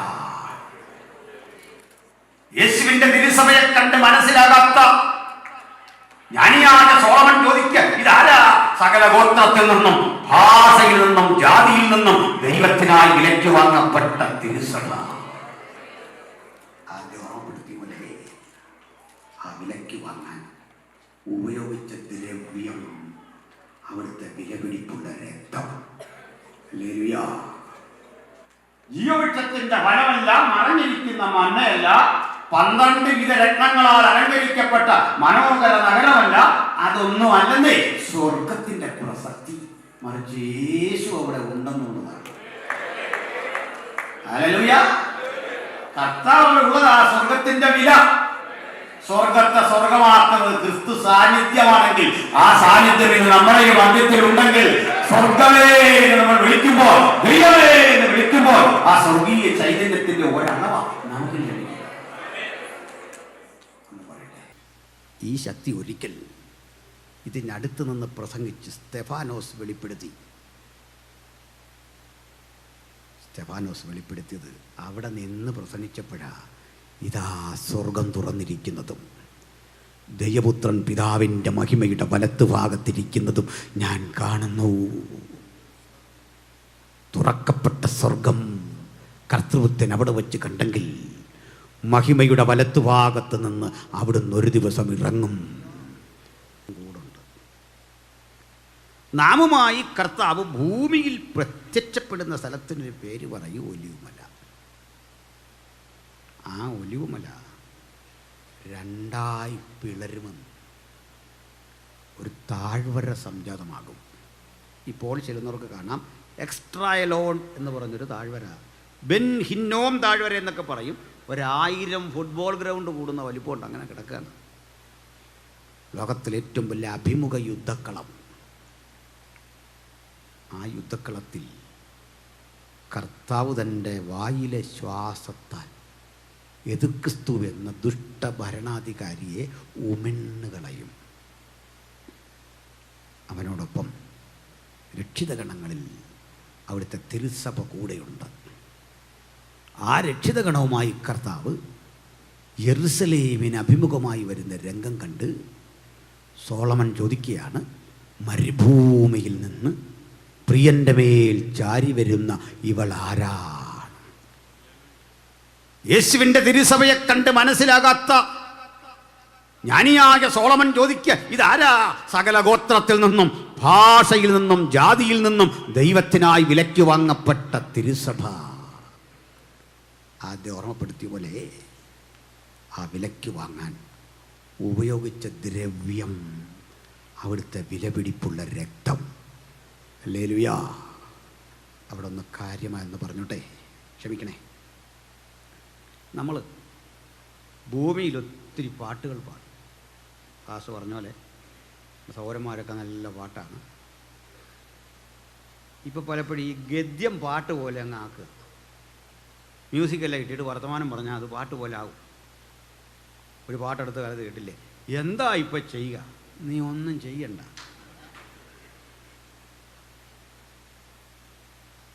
എന്തൊക്കെയാ പാട്ടാന്ന് പറഞ്ഞ് മനുഷ്യൻ പാടുന്നല്ലേ. എന്നാൽ നമ്മൾ ഇവിടുന്ന് ഒത്തിരി പാട്ട് പാടും. സ്വർഗീയ സന്തോഷത്തെക്കുറിച്ചൊക്കെ പാടും, നിത്യതയെക്കുറിച്ചൊക്കെ പാടും, തങ്കത്തെരുവീഥികളെക്കുറിച്ച് പാടും. മനോഹരങ്ങളായ രത്നഖചിതമായ കിരീടങ്ങളെക്കുറിച്ച് പാടും. പക്ഷേ സ്വർഗത്തെ സ്വർഗമാക്കുന്നത് തങ്കത്തിരി വീതിയല്ല, നമുക്ക് കിട്ടുന്ന കിരീടവും അല്ല. ജീവവൃക്ഷത്തിൻ്റെ ഫലമല്ല, മറഞ്ഞിരിക്കുന്ന മന്നയല്ല, 12 വിധ രത്നങ്ങളാൽ അലങ്കരിക്കപ്പെട്ട മനോഹര നഗരമല്ല, അതൊന്നുമല്ലെന്നേ സ്വർഗത്തിൻ്റെ പ്രസക്തി. മറിച്ച് യേശു അവിടെ ഉണ്ടെന്നുള്ളതാണ്. ഹല്ലേലൂയ! കർത്താവ് അവിടെ ഉള്ളതാ സ്വർഗത്തിൻ്റെ വില. സ്വർഗത്തെ സ്വർഗമാക്കുന്നത് ക്രിസ്തു സാന്നിധ്യമാണെങ്കിൽ, ആ സാന്നിധ്യം ഇന്ന് നമ്മുടെ മധ്യത്തിൽ ഉണ്ടെങ്കിൽ, സ്വർഗമേ എന്ന് നമ്മൾ വിളിക്കുമ്പോൾ, ദൈവമേ എന്ന് വിളിക്കുമ്പോൾ, ആ സ്വർഗീയ ചൈതന്യത്തിൻ്റെ ഒരളവ നമുക്ക് ലഭിക്കുന്നത്. ഒന്ന് പറയട്ടെ, നമ്മളൊക്കെ ഇവിടെ വരും മുമ്പ് നമ്മുടെ പിതാക്കന്മാരൊക്കെ ഇവിടെ വന്നു. അന്ന് ഇങ്ങനെയുള്ള ജോലിയൊന്നും അല്ല. നമുക്ക് പ്രൊഫഷണൽ വിദ്യാഭ്യാസമൊക്കെ ആയിട്ടൊരു 30 കൊല്ലം 35 കൊല്ലത്തിൽ കൂടുതലായില്ല. അതിന് മുമ്പ് കട്ടിപ്പണിയല്ലേ. കപ്പലിലൊക്കെ വന്ന മനുഷ്യരില്ലേ, കട്ടിപ്പണി, അടിമത്തം. ഇന്നത്തെ സ്വാതന്ത്ര്യമൊന്നുമില്ല. 2-3 വർഷം കൂടുമ്പോൾ വീട്ടിലെത്തുന്ന അപ്പനെ കാണാൻ ഇങ്ങനെ നാട്ടുകാരെ നമ്മളെല്ലാം കൂടും. പെർഫ്യൂമുണ്ട്, വിലപിടിപ്പുള്ള വസ്തുക്കളുണ്ട്. പക്ഷേ ഇവിടെ അനുഭവിച്ച ത്യാഗമൊന്നും നമുക്കറിയില്ല. വരുമെന്നറിയുമ്പോഴേ നാട്ടുകാരും കൂട്ടുകാരും ഒക്കെ എഴുതും, അവിടുന്ന് വരുമ്പോൾ ഇന്നത് കൊണ്ടുവരണം, മക്കൾ എഴുതി ഇന്നത് കൊണ്ടുവരണം. പലതും ആളുകൾ എഴുതി വിടുമ്പോഴും ഒന്നും ചോദിക്കാത്ത ഒരാൾ വീട്ടിലുണ്ട്. അത് നമ്മുടെ അമ്മയായിരുന്നു. ഒന്നും ചോദിച്ചില്ല. ഒന്നും ചോദിക്കാതിരുന്നത്, ഒന്നും പറഞ്ഞില്ലെങ്കിലും കാന്തയ്ക്കറിയാം. പക്ഷെ വന്നപ്പോഴേ മകക്കുള്ള കൊടുത്തു, എല്ലാവർക്കും കൊടുത്തെങ്കിലും കാന്തൻ വെറും കൈയോടല്ല വന്ന്. ഏറ്റവും വിലപിടിപ്പുള്ളൊരു ഗിഫ്റ്റ് കാന്തയ്ക്കുണ്ട്. എന്നാൽ അതുപോലും വാങ്ങി മാറ്റി വെച്ചിട്ട് കാന്ത പറയുക, ഇതൊന്നും വേണ്ട, ഞാൻ ഇതിനല്ല കാത്തത്, അങ്ങയെ കാണാനാ കാത്തിരുന്ന്. നമുക്ക് പറയാം, സ്വർഗത്തിലും നിന്നെ അല്ലാതെ ഞാനൊന്നും ആഗ്രഹിക്കുന്നില്ല. സ്വർഗത്തെ സ്വർഗമാക്കുന്നത് തിരുസാന്നിധ്യമാണ്. തങ്കക്കിരീടങ്ങളല്ല, മനോഹരമായ ഗോപുരങ്ങളല്ല, ആ കാഴ്ചകളൊന്നും ഞങ്ങളെ ആവേശഭരിതരാക്കുന്നില്ല. അവിടെ കിട്ടുന്ന പ്രതിഫലങ്ങളല്ല ഞങ്ങളുടെ ആവേശം. ഞങ്ങൾക്കായി ക്രൂശിക്കപ്പെട്ട അങ്ങവിടെ ഉണ്ടെന്നുള്ള ഓർമ്മ, ആ തിരുമുഖം കാണണമെന്നുള്ള ആഗ്രഹം. സ്വർഗത്തിലും നിന്നെയല്ലാതെ മറ്റൊന്നും ആഗ്രഹിക്കുന്നില്ല. ഞാൻ യഹോവയുടെ ഒരു കാര്യം അപേക്ഷിച്ചു, അങ്ങയുടെ മനോഹരത്വം കാണുവാൻ, ആ മന്ദിരത്തിൽ ധ്യാനിപ്പാൻ. ആ ക്രിസ്തുവിനെ ഇന്നിരു പകൽ ആർക്കാവശ്യമുണ്ട്? ആ ക്രിസ്തു സാന്നിധ്യം, ആ ക്രിസ്തു മൂല്യം അവർക്ക് ആവശ്യമുണ്ട്. ക്രിസ്തുരഹിതമായ ഒരു സ്വർഗത്തെയും ജീവിതത്തെയുമല്ല നമ്മൾ ആഗ്രഹിക്കുന്നത്. ക്രിസ്തു സാന്നിധ്യമില്ലാത്ത ഒരു നിമിഷവും സന്തോഷപ്രദമല്ല, ഉന്മേഷപ്രദമല്ല. ക്രിസ്തു സാന്നിധ്യം സുപ്രധാനം. ഈ ക്രിസ്തു നമ്മെ ചേർക്കാൻ ഒലിമലയിൽ വന്ന് ശത്രുവിനെ നിഗ്രഹിച്ച് ജയോത്സവത്തോടെ പഴയ ആ യെറുസലേമിലേക്ക് വരുമ്പോൾ, നാളുകളായി അടയപ്പെട്ട് കിടന്ന യെറുസലേമിൻ്റെ കിഴക്കേ വാതിൽ പ്രകമ്പനം കൊള്ളുമാറ്, മിന്നൽപ്പിണറുകൾ വ്യാപരിക്കുമാറ്, അത് സ്ഫോടക ശബ്ദത്തോടെ 2ആയി പിളർന്നു മാറി. അവൻ്റെ മുമ്പാകെ മലർക്ക തുറന്ന് സഭ ജയഭേരി മുഴക്കി അകത്തേക്ക് പ്രവേശിക്കുന്ന രംഗം യുഗങ്ങൾക്കപ്പുറമേ ദാവീദ് ആത്മാവിൽ കണ്ടിട്ട് ഈ രംഗത്തെ മുൻകൂട്ടി എഴുതി വെക്കുക. വാതിലുകളെ നിങ്ങളുടെ തലകളെ ഉയർത്തുവിൻ, പണ്ടേയുള്ള കതകുകളെ ഉയർന്നിരിപ്പിൻ, മഹത്വത്തിന്റെ രാജാവ് പ്രവേശിക്കട്ടെ. ഒരു ഗായക സംഘം പാടുമ്പോൾ ആളുകൾ ചോദിക്കുക, മഹത്വത്തിന്റെ രാജാവാർ? ബലവാനും വീരനുമായ യഹോവ, അവനാകുന്നു നമ്മുടെ രാജാവ്. ഹല്ലേലൂയ!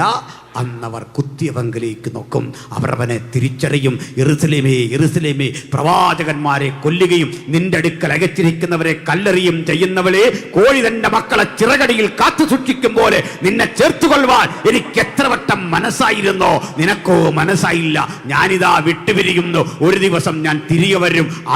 ഇന്നെന്നെ തള്ളിക്കളഞ്ഞ നീ ഹൃദയം തുറന്നിട്ട് വിളിച്ചു പറയും, യഹോവയുടെ നാമത്തിൽ വരുന്നവൻ വാഴ്ത്തപ്പെട്ടവൻ, വാഴ്ത്തപ്പെട്ടവൻ, വാഴ്ത്തപ്പെട്ടവൻ, വാഴ്ത്തപ്പെട്ടവൻ. നോക്കണമേ, ജൂത സമൂഹം വാഴ്ത്തപ്പെട്ടവൻ എന്ന് വിളിക്കുന്നവനെ നമ്മൾ കാന്ത എന്ന് വിളിച്ചുകൊണ്ട് ആ തിരുവാർവിൽ ചേർന്ന് നിൽക്കുന്ന മനോഹാരിതയുടെ അസുലഭ നിമിഷങ്ങളെ ഇന്ന് കണ്ടുകൊണ്ട് പ്രാർത്ഥനയോടെ പ്രതീക്ഷയോടെ നമുക്ക് അവിടുത്തെ സന്നിധിയിലായിരിക്കാം. പാട്ടുപാടി കർത്താവിനെ ആരാധിച്ച് മഹത്വം കൊടുത്ത് സന്തോഷചിത്തരായി വേണം ഓരോ ദൈവമക്കളും ആരാധിച്ച് ബലപ്പെട്ട് വേണം ഇന്നിവിടം വിട്ട് പിരിയാൻ. ഈ പിരിയുന്നതോടൊപ്പം ഒരു കാര്യം ഉറപ്പിച്ചു കൊള്ളണം, ക്രിസ്തുവിനെ കൂടാതെ അവിടുത്തെ വരവിനൊരുങ്ങാതെ ഒരാളെങ്കിലും ഉണ്ടെങ്കിൽ ഇപ്പോഴാകുന്ന സുപ്രസാദ കാലം രക്ഷാ നിർണയം പ്രാപിച്ച് സ്നാനമേറ്റ് വിശുദ്ധ ജീവിതം നയിച്ച് പുനരാഗമനത്തിന് കാത്തിരിക്കണം. ആത്മനിറവിനെ പ്രാപിക്കണം. യേശുവിനെ പ്രസംഗിച്ച് അതിവേഗത്തിൽ പരമാവധി വേഗത്തിൽ പകലിടത്തോളം അയച്ചവന്റെ വേല ചെയ്യണം. ആ സേവനത്തിൽ ഉത്കൃഷ്ടരായി മുമ്പോട്ട് പോകാൻ നമുക്കൊരുങ്ങാം, ഉണരാം, ജാഗരിക്കാം, കർത്തൃകരങ്ങളിലേക്ക് ഏൽപ്പിക്കാം.